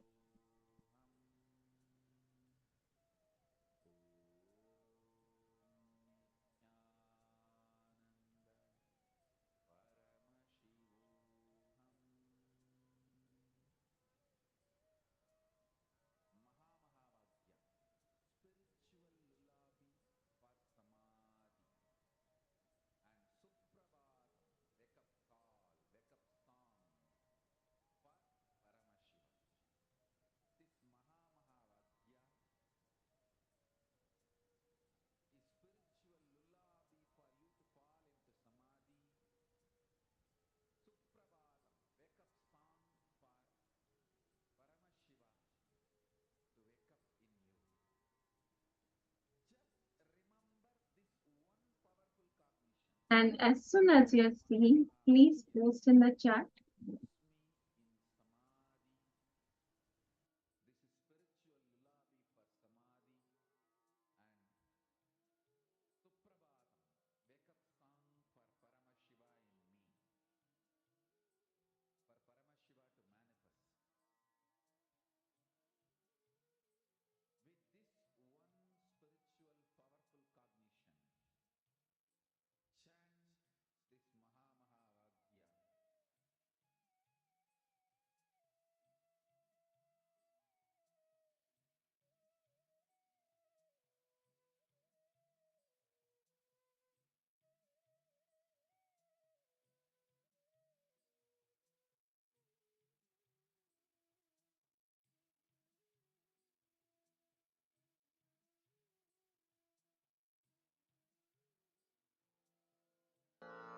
Mahamahavagya, spiritual lullaby for Samadhi.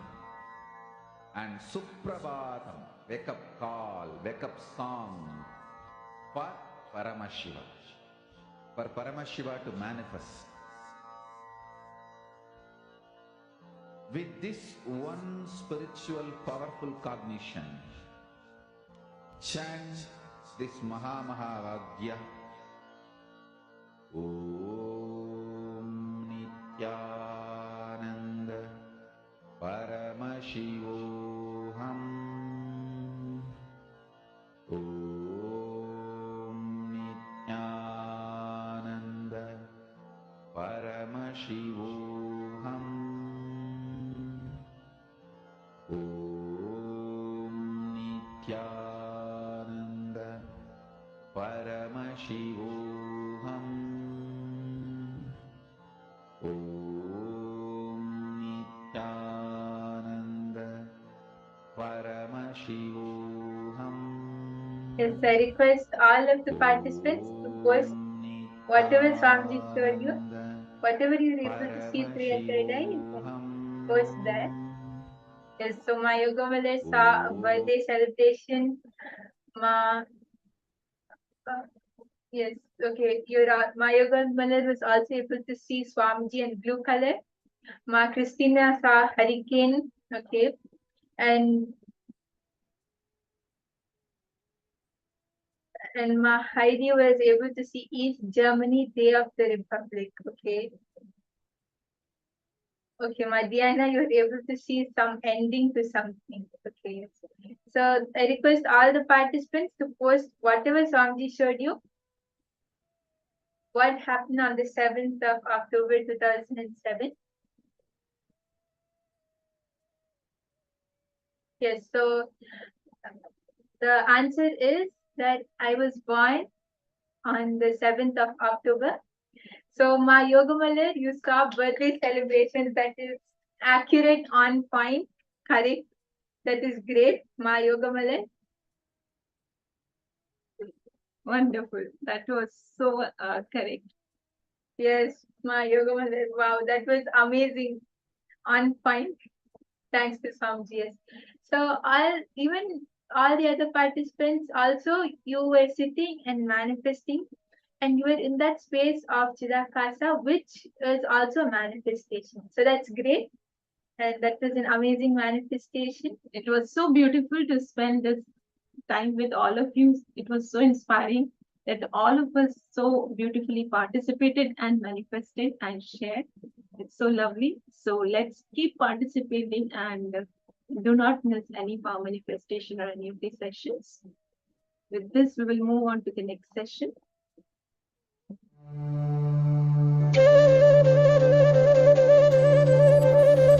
Vasudeva Sudam Devam Gamsachanura Mardanam Devagi Paramanandam Krishnam Vande Jagadguru. He is the most powerful, greatest embodiment of the cosmos, Sadashiva, ever happened in the cosmos, the greatest devotee of Sadashiva. If I have to put in one word the life, legacy, message of Krishna, I'll use the word life. Just intense life. It expressed in body as ever youthful. It expressed in intellect as amazing strategist.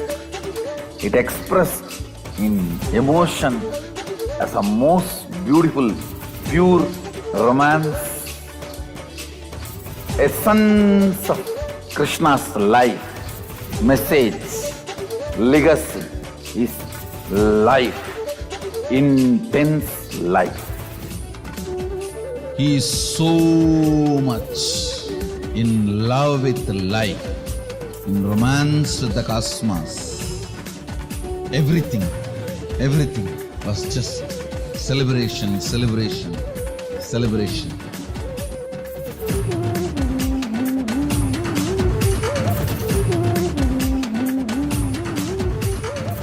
Celebrate today whole day. Give vacation for your depression. Tell your mind bye. And celebrate. Celebrate. Celebrate.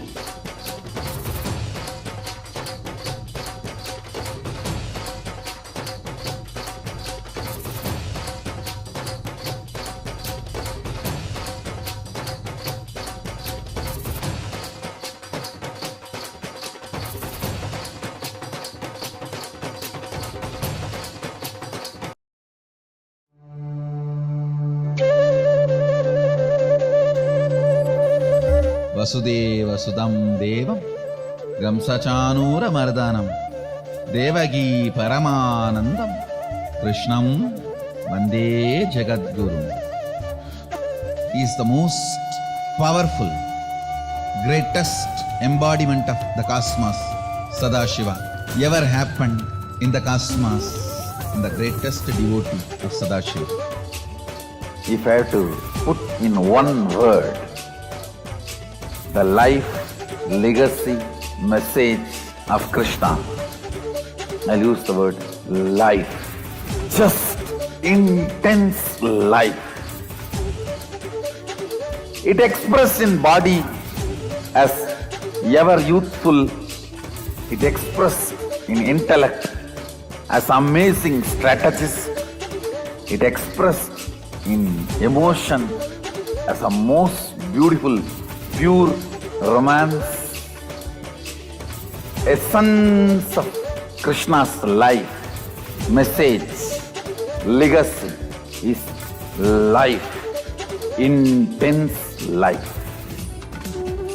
He is so much in love with life, in romance with the cosmos. Everything was just celebration, celebration, celebration.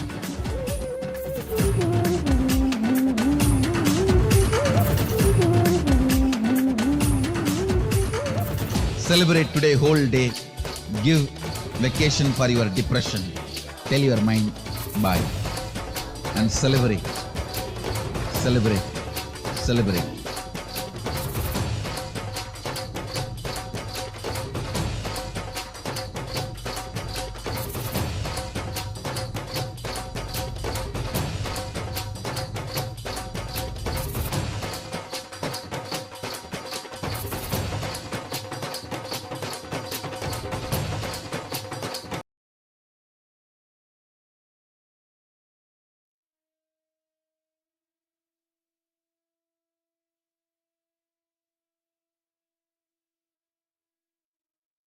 Time now that all of us are going to be entering into one of our most awaited segments, sessions of our day, the most awaited, exciting part of our day, experiencing and enjoying the Bhava Samadhi Darshan of Swamiji, like where Swamiji manifests the various different forms of Paramashiva. And today we are going to be experiencing the forms of Bhagavan Paramashiva's Veerabhadra Murti and Daksha Yajna Hara Murti. Before we enter into that, we want to share with all of you a very important, I should say, breaking news of what's right now happening. And joining us today in this segment is Manitya Bhaktikananda. And before we enter into that segment, may I request all the participants to kindly settle down. The darshan that we are going to be receiving is a very, very powerful one. It represents the ferocious dimension of Paramashiva. How Paramashiva, no matter whatever happens to him, he makes sure that he is really contributing to the world. And from that time till now, he is the same. Each one of us, every single time, we are all in the midst of, we're all receiving so many extraordinary gifts, and we're all having so many wonderful experiences in the program, and many of you have been enjoying the program. This has cost to him. Swamiji's every moment with us. Him standing up for Sanatana Hindu Dharma, the contributions that Swamiji is making, and the revival that Swamiji is doing, all of this, Swamiji is taking on so many attacks just because of him standing up for Sanatana Hindu Dharma.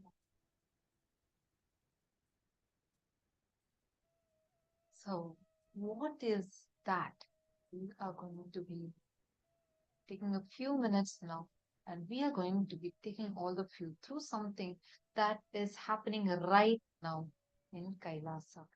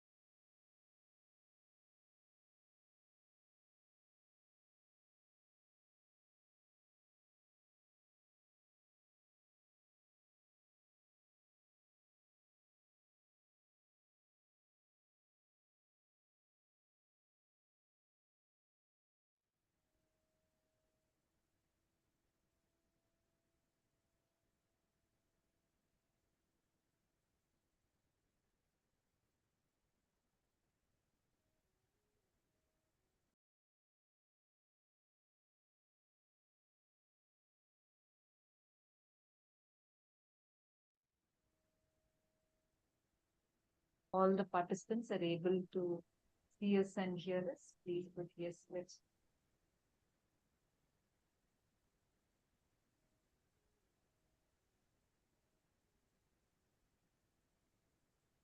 We are here to share with you something very, very important. The severity with which the Hindu genocide is happening. Understand, Hindu genocide is real. Hindu phobia is real. It is happening even now. Severity, the extent to which it is happening has gone so bad, such that in broad daylight, the anti-Hindu elements, the deep state elements that are completely anti-Hindu, have made it have become so okay and brutal with their attack on Hinduism that in broad daylight they are committing crimes that are even directly against the court orders. Where we are at a situation right now where even despite of the court orders, the deep state elements, the anti-Hindu elements are continuing to attack us, persecute us, despite of the court orders effective from the Honorable High Court. We shared with the viewers just a few days ago that there has been a very strong court order to the deep state elements from the Honorable High Court of Madras that they are not to interfere with the activities, the temple activities of Kailasa and Trishulam in Tamil Nadu. And in spite of such a strong order, the deep state elements are once again on the property and they're engaging in huge illegal activity. They're doing excavation work, and our sannyasis have pleaded with them, and they've given a letter of request in written, referring the court order and requesting them not to commit such a serious contempt of court, because the court order is the only protection for Kailasa and Trishulam today. Because it very clearly said there should be no danger to the property and they should maintain status quo from their side, the deep state elements, and there should be complete protection to the property. But it's an open ground now, and they're back on it, not with no regard for the court order, and that is causing severe concern to property, life, and to the temple itself, because they're once again out there out to demolish the temple. So that is what is happening as we speak. And the concern is it is the very same deep state elements who have passed a public statement barely a few hours ago. A huge statement which... what is happening, and what is happening in Trishulam is not an isolated incident, and this is what we want to bring to light for all of you. What is happening, the attack that is happening on Kailasa Trishulam is not an independent, isolated incident as you may think. This is a very clear propaganda against the Hindus. I should say it's a very clear call to genocide against the Hindus. And you all might be aware, about 2 days back, just 2-3 days ago, it's been on news all over as to how a very renowned politician made an open remark, and he called for a cleansing of all the Hindu elements.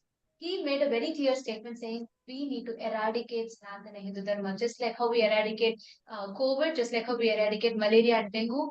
We need to eradicate Sanatana Hindu Dharma. And this was his speech in a national television, and he called for eradication of Sanatana Hindu Dharma.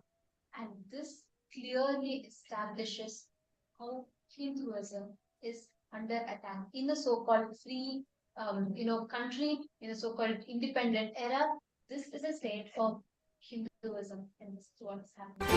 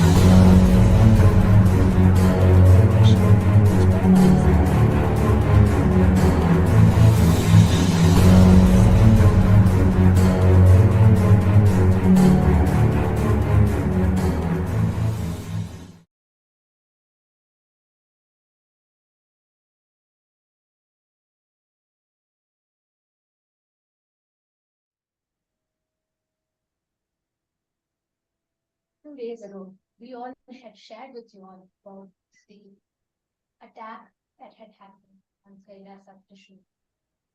And we are here to share with you all the recent developments in Kailasa Trishul that has been happening, and to remind all of us, the Hindus, that this is not an isolated incident, as there's been multiple attacks that continuously happen.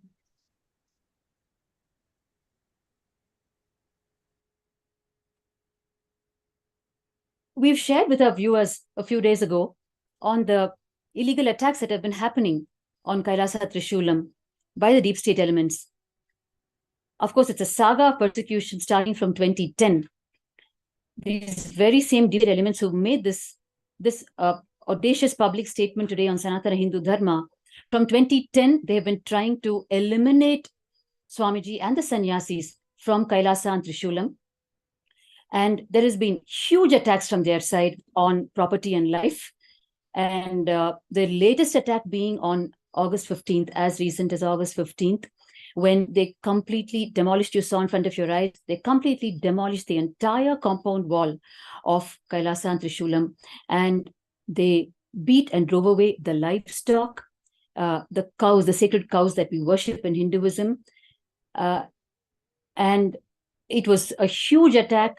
And the only protection that we could seek from our side was a court order, which was a very strong order to them, telling them they should not engage in the property in any way. They should not interfere in the temple activities. They should maintain what is called a status quo in legal terminology. Means steer clear and do not interfere in the property in any way. In spite of such a strong court order, which we thought was a protection to property and life, has turned out to be a nightmare, because they're back on the property, they're excavating, and they're not heeding to our sannyasis. Please, in written request, reminding them of the court order and asking them, requesting them to please move away from the property and allow the temple services to continue. The history of Trishulam is, especially over the last decade, it has come under very heavy conversion to other religions, if I might say. And as a result, the temple services and activities is directly interfering with the vested interests of these anti-Hindu power forces. And therefore, they're willing to go to any extent to meet their own ends. And that is becoming very concerning and dangerous, because if court orders are not heeded, if court orders are not obeyed, then there is no other line of protection for life or property out there. That is the status as we speak. Does this make a difference to us? Does this matter? Why is it so important? And what is this? Every one of you sitting out there, you might be in Canada, you might be in US, you might be in India, you might be in Australia, you might be in any part of the world, but understand, if you are a born or a practicing Hindu, this is a clear wake-up call to us. You all can Google for yourselves. You all can see how there is increasing hatred towards Hinduism. We are all, come on, we're all in a time period where social media, the rights to, the freedom of speech is all celebrated, spoken about so much. But what is happening? We all can see in a national media, a renowned politician is able to come and make a statement. He's able to call for a genocide. He's able to call for an ethnic cleansing. He made a clear statement that Hindu, the Sanatana Dharma, needs to be eradicated. These are his exact words. And we are living this time. And you all need to know, it is this, the exact group that made this statement was the exact group that launched the attack on Swamiji, that is aiming, that is targeting on Kailasa Trishulam to get a hold of that. Absolutely. And something that's very, very important, what we wanted to bring to everyone's attention, why it's so important for everyone to know about this, is because right now it has gone to such an extent where even when we got like this in the last program, right, all of us were celebrating how we had a huge milestone breakthrough where we received justice for Kailasa Trishulam, where the court had order, the Honorable High Court of Madras, had given an order saying that reprimanding the illegal activities that were done by these anti-Hindu elements who had barged into the campus, brutally attacked our campus, they demolished the temple, they were demolishing, looting away our property, and we saw that the court had given a clear stay order and ordering them to not, that they cannot enter and create any such, they cannot do any such illegal activities. But despite of the court order, many of you were celebrating too, along with us. Every one of us were celebrating that we got such a good, we all received justice, and we hope that this is not going to continue, that this attack is going to at least cease for some time.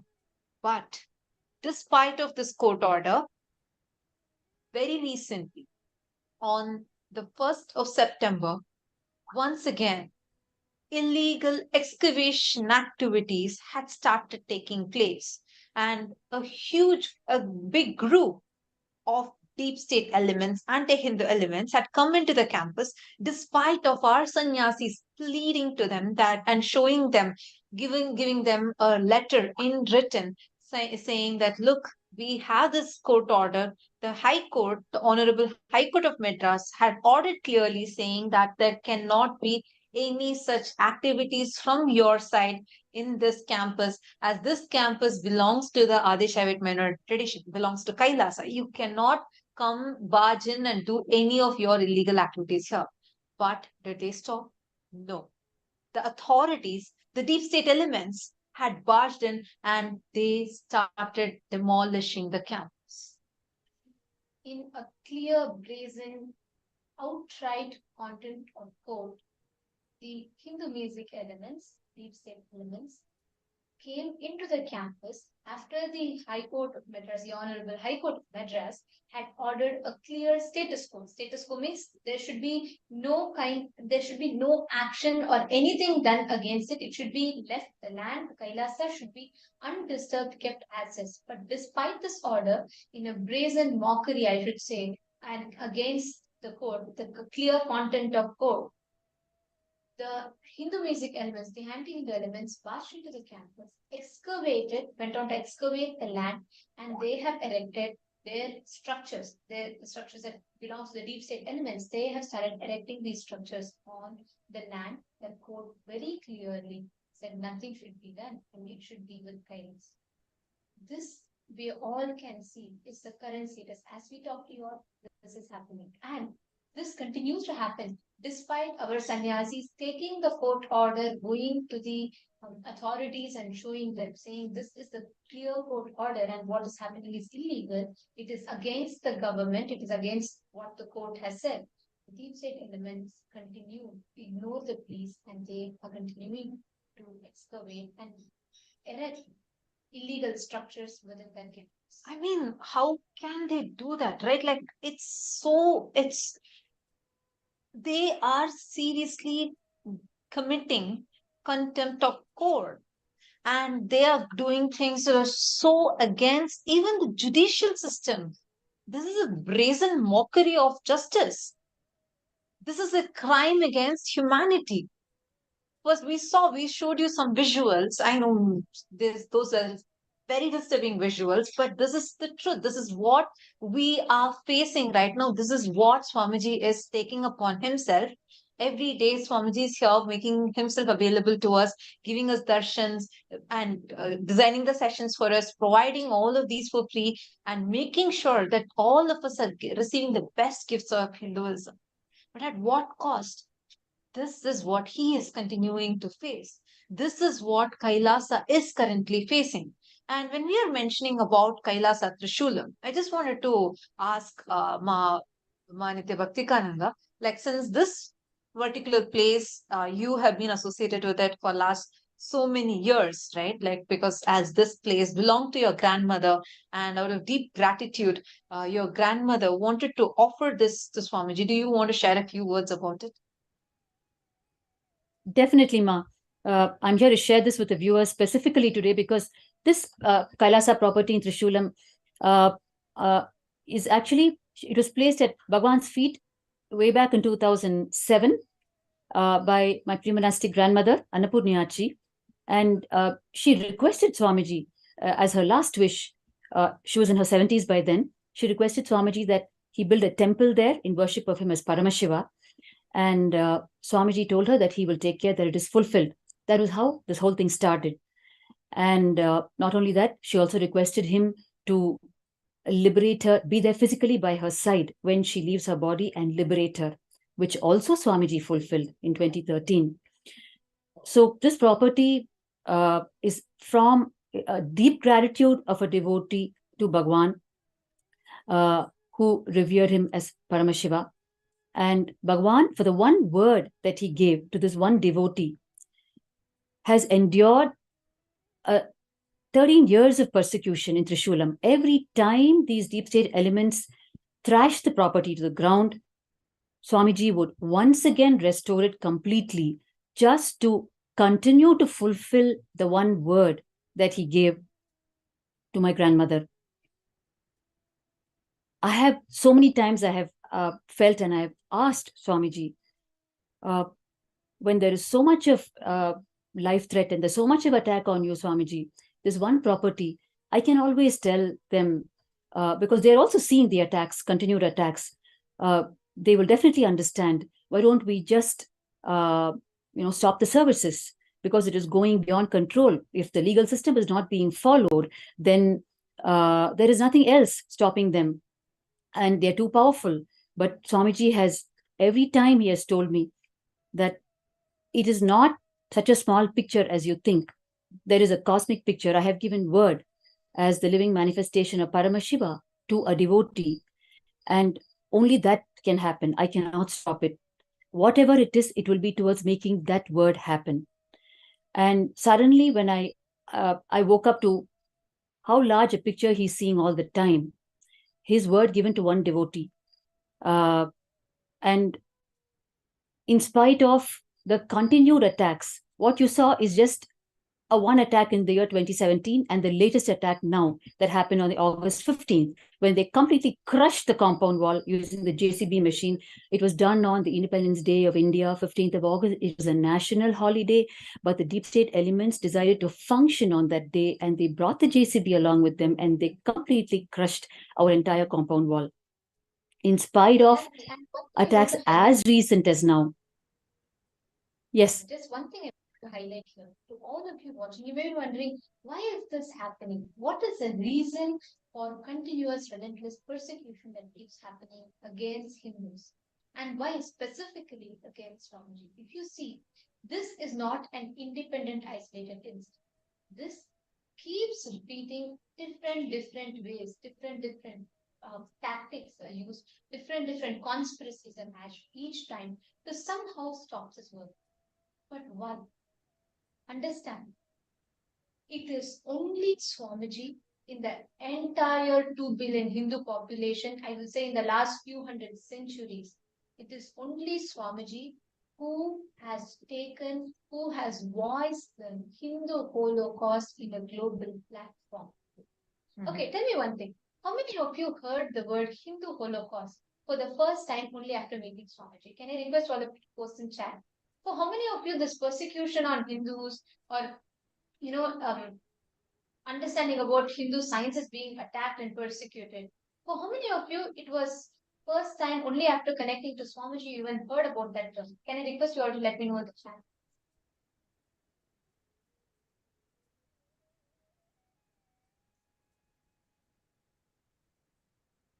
Yes, I'm seeing so many people putting yes in the chat. Please understand, it is because Swamiji is standing at the forefront and he is voicing on behalf of all of us, the people, the indigenous traditions that are living all across the globe, the Hindu traditions that are living. Today, those traditions, all of them are dying. And today, there's no way people are not having a clear access to any of the platforms to voice out the struggles, the persecutions that they're going through. Like even recently, a 400-year-old mutt was destroyed, and The reason that was given was it is encroaching. Come on, 400-year-old mud, which is way older than even the country's independence itself, is being demolished under the name of encroachment. This is happening in broad daylight, but who knows about it? This Hindu Holocaust, what our ancestors have suffered for the last 5,000 plus years, is unvoiced. Nobody knows about it. And only because Swamiji is voicing this to the international platform, he is making people aware. He is making so many people around the globe aware of this persecution. Swamiji is being aimed, targeted, and persecuted because Swamiji is still not going down to any of these attacks. He is not getting bogged down by any of these targeted attacks. And that becomes all the more reason for continuous persecution that is happening against Hinduism itself and continuously happening against Swamiji. And this is a very, very important point to note, actually. Like, as we are talking, even though such a brutal way that the whole Kailasa is facing the attack, the brutal way that Kailasa Trishulam, and how through that, how Swamiji is facing the attack, it's something unimaginable. The whole persecution starting from Kailasa Trishulam only. Just this one, it's not a property dispute.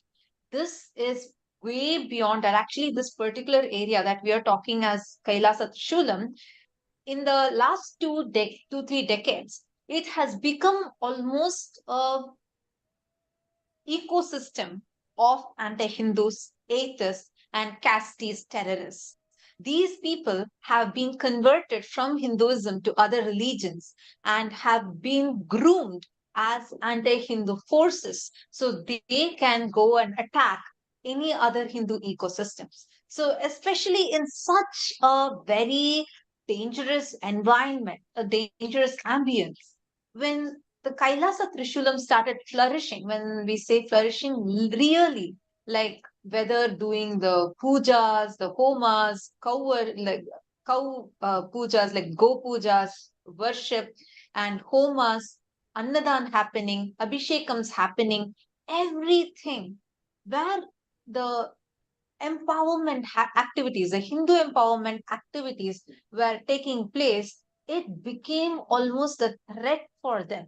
Because Kailasa Trishulam stood at the forefront, serving the community around, reviving the traditions, the Hindu sampradayas around, be it performing abhishekams, be it performing homas. You all can see the deities, these huge deities. Lifestyle deities, that too. And reviving this whole temple. It was in this exact place that you're all seeing that there was a huge temple. Actually, that whole area around was part of a huge temple ecosystem. And this exact temple ecosystem, the Trishulanada temple, was what was destroyed over time. And there so many different colonies and so many different communities had come up. And Swamiji is reviving this temple ecosystem and serving the communities around through Kailasa Trishulam, through free food distribution, through free healing services, to performing various different activities, enriching activities. And the whole community around were being greatly benefited by these activities that were happening. And there was so much of awareness about Hinduism, the principles of Hinduism that was getting revived. And the large-scale homas that happened, the pujas that happened. And this is what the anti-Hindu elements, because they started seeing that there's so much of awareness spreading around. And which is why it became even more of a prime target. We had shared earlier in the previous program, and especially when the attacks had started happening on the 15th of August, we had come and shared with all of you about the history of this place and how the kind of activities Swamiji was doing. And just to keep with that one commitment he had given to one of his devotees, saying that, yes, I will make a Paramashiva temple happen for you. We also shared with all of you about how the anti-Hindu elements who had already encroached the properties around this place and were looking for this property, were eyeing on this property for their spice jet project. and they tried blackmailing Swamiji, they tried threatening Swamiji, and Swamiji said, "No, I will not interfere between my devotees' wish. If you want, you can directly approach to her. I don't have any personal liking or not wanting, nothing to do with this property or anything to do with money. It is the commitment I have given to the devotee. If you want, you can directly approach the devotee. It is hers and her wish and her commitment to Paramashiva. I will not interfere in that." And when they approached, when the anti-Hindu elements, when they tried approaching and asking the devotee, which was Ma Bhaktika's grandmother, Annapurniaji, she was very clear. She knew that Swamiji, no matter what, will definitely make it happen. And which is why she said that I am very clear. I am not going to budge for this. I know that I trust that it's only Swamiji who can make this happen. And I leave this to Swamiji. This property will belong only to Swamiji, and Swamiji will build a Paramashiva temple there. And they did not stop. They went on. This anti-Hindu element grew, which Sun TV was a huge part of this. We had shown you all the pictures in the previous time, where how they planned the entire attack, did the 2010 persecution and persecuted. They thought that they did slanderous character assassinations and murder attempts, 100 plus murder attempts. And till this date, this is continuing, and continuing. We want to show all of you here are some pictures, like you can see right here how the anti-Hindu elements, the deep state elements, are here in Kailasa Trishulam, and they are excavating the land, demolishing the land. This is within our temple premises. Illegal structures within the Kailasa campus, exactly where the High Court of Madras had given a clear statement saying that there had to be status quo, which means there should not be any activities or any construction that is carried out on this place. And here the deep state elements, in a brazen mockery of the court's order, has been here constructing illegal structures within the Kailasa Trishula campus. I mean, how can they do that? Right? Like, it's in broad daylight. If they are able to directly go against the High Court orders, then see the level that Hindu phobia is real. Understand who will have the guts. How can deep state elements have the audacity and guts that they come into our campus, they come into our property, where clearly the High Court has ordered saying that no, they cannot enter our campus and do any of these illegal activities. When the High Court has very clearly given these orders and have warned them, even last time the High Court had warned them for conducting such illegal activities when they demolished our buildings last time. Not just buildings, they demolished our temples.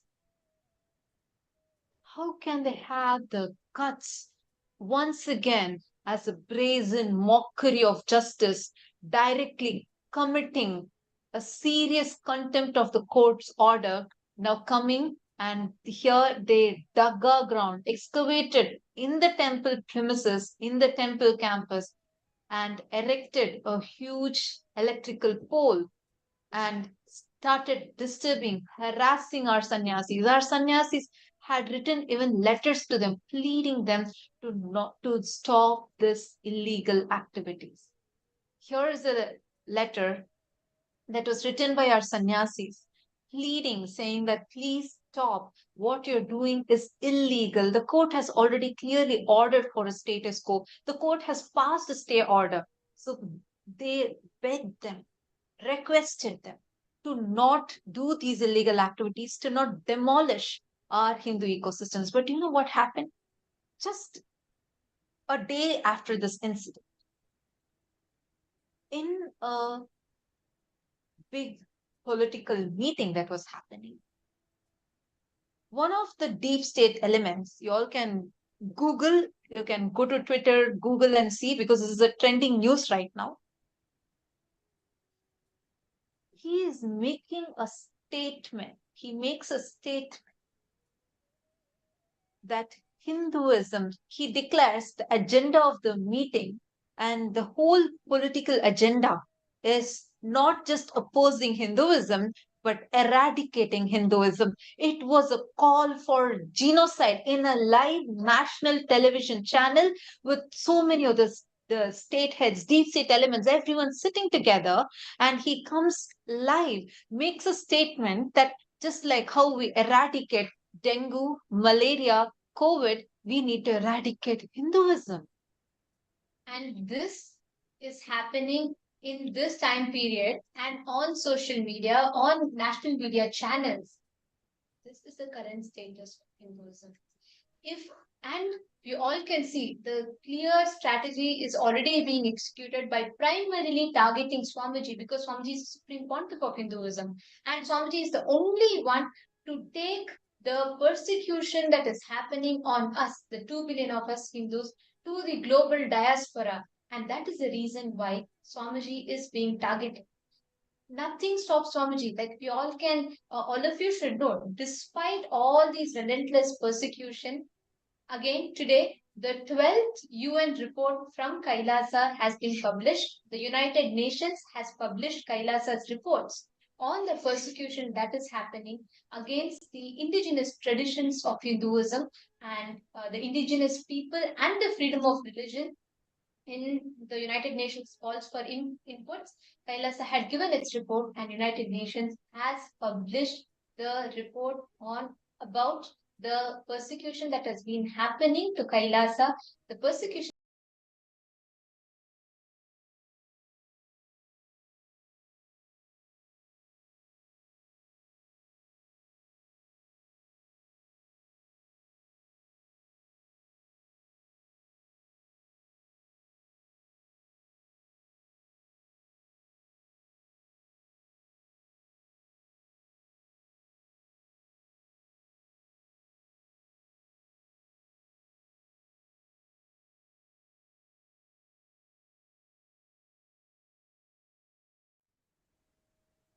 Sorry for the technical glitch.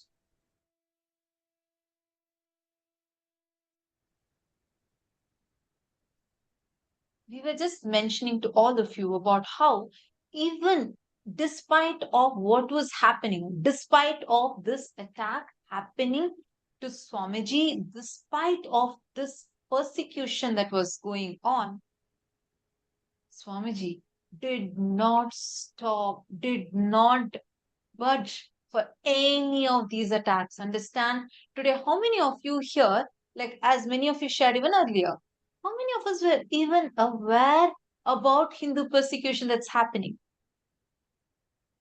I request all of you to take a moment and share with us. Understand?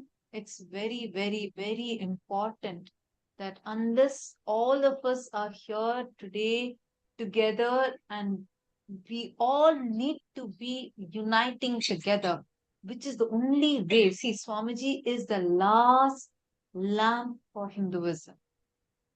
Understand? And nobody knows about this Hindu genocide, and no one has ever taken this to the international forum. It was only Swamiji who took this to the international forum, and that is why now we have the 12th report from Kailasa, which has been the 12th report on the Hindu persecution that is published by Kailasa, which has been published by the UN. Here we can see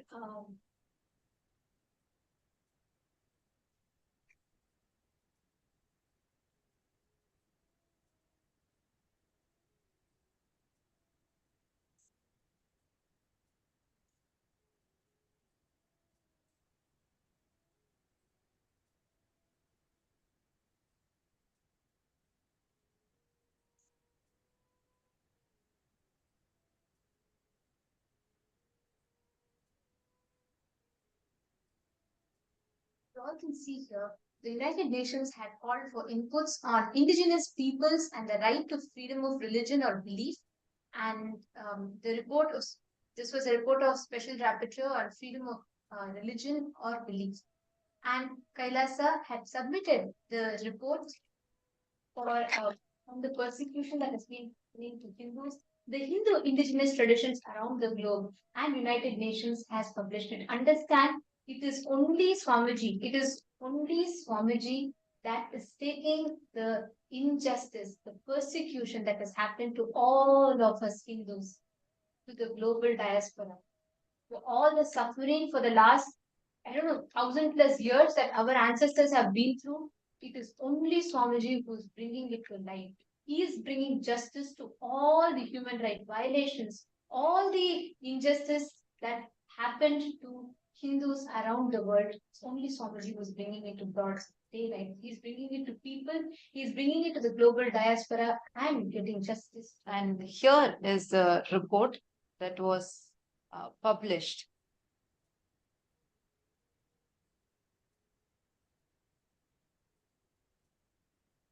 The report that was published directly, like what Kailasa had submitted, the UN had published the report.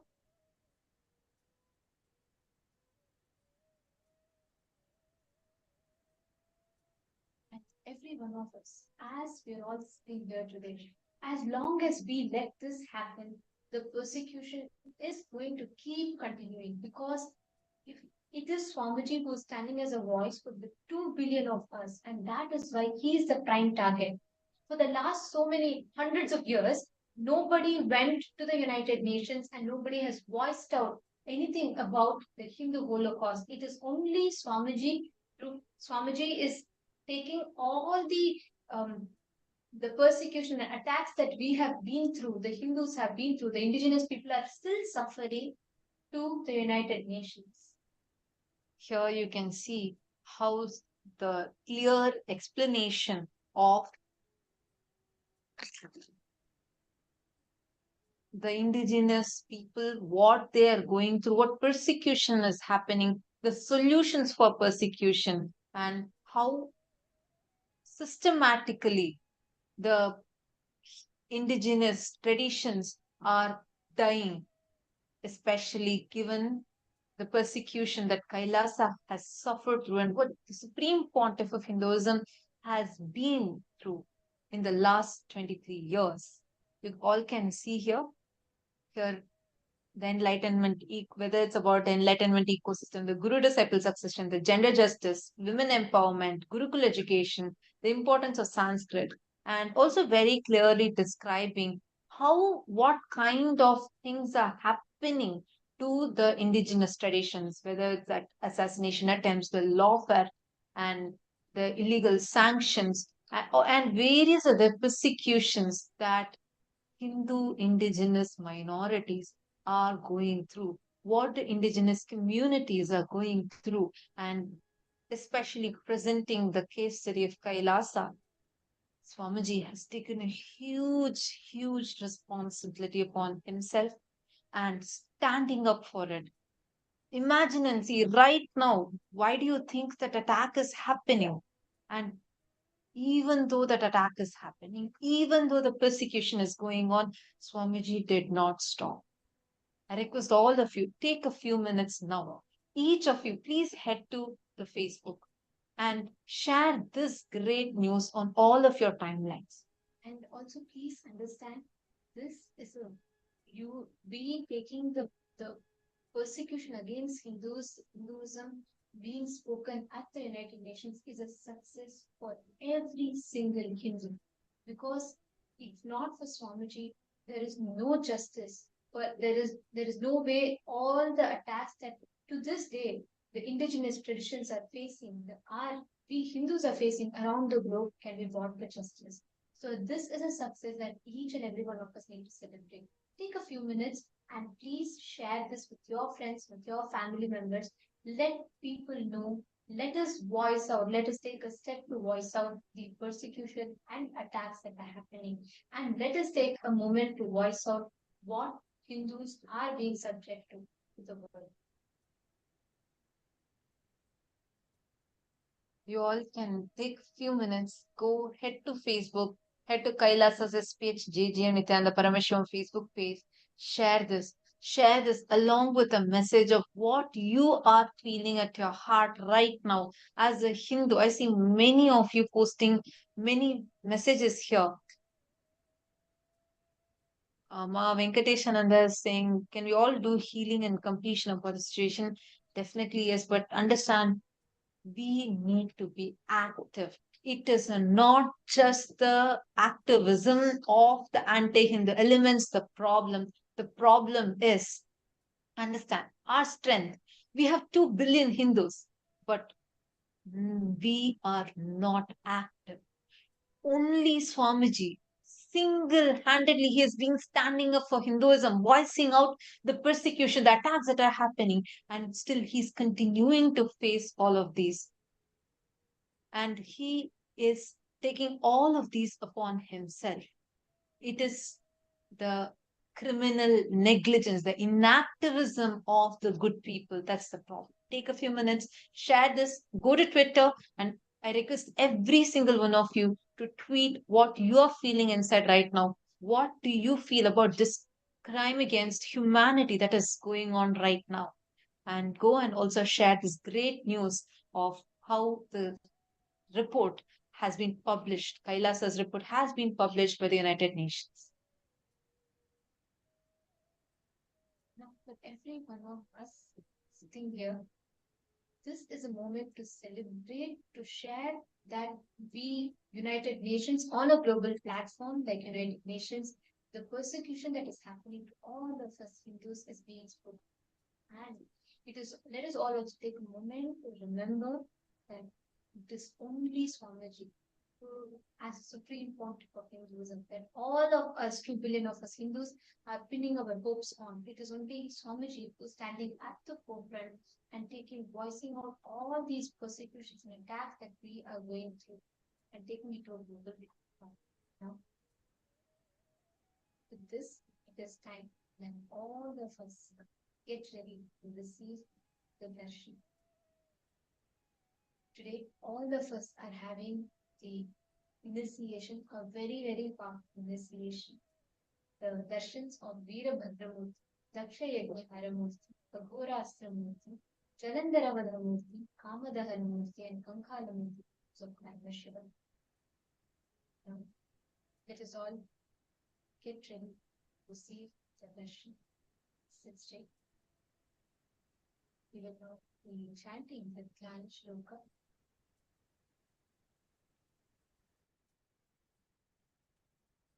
Let us all meditate on the form of Veerabhadramurti, Aghorastramurti forms of Paramashivam, that all of us are going to be receiving the Bhavasamani darshan of him. Vishwaghoranuratyantar Krishna-varnabha Vyalabhaddha-jatajuta Kapala-dalamanditaha Surapingne-pranotyantam Svedadamsham samanditaha Chandrachudo Vishalasyo Nagayajnopavitavan Mahakayo Mahadamshri Pinkin-mera-samyutaha Mahashulagrasamprokta Mahasuravinasanaha Khatya-kheṭha-dhanurbana Muktaka-kalashaktrit Varabhaya-kapalani Pasha-prasa-gadakaraha Damshre-dve-kila-niryate Vaktra-gre-ishane-site Swasena-rakshako nityam Parasena-bhayakaraha Vaidhi prayukta karmagha sarva vyadhi nivarakah sarva dosha vinashotu samartho bhakta vatsalah.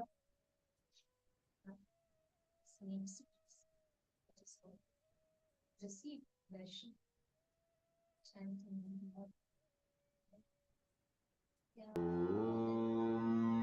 Nithyananda Paramashivoham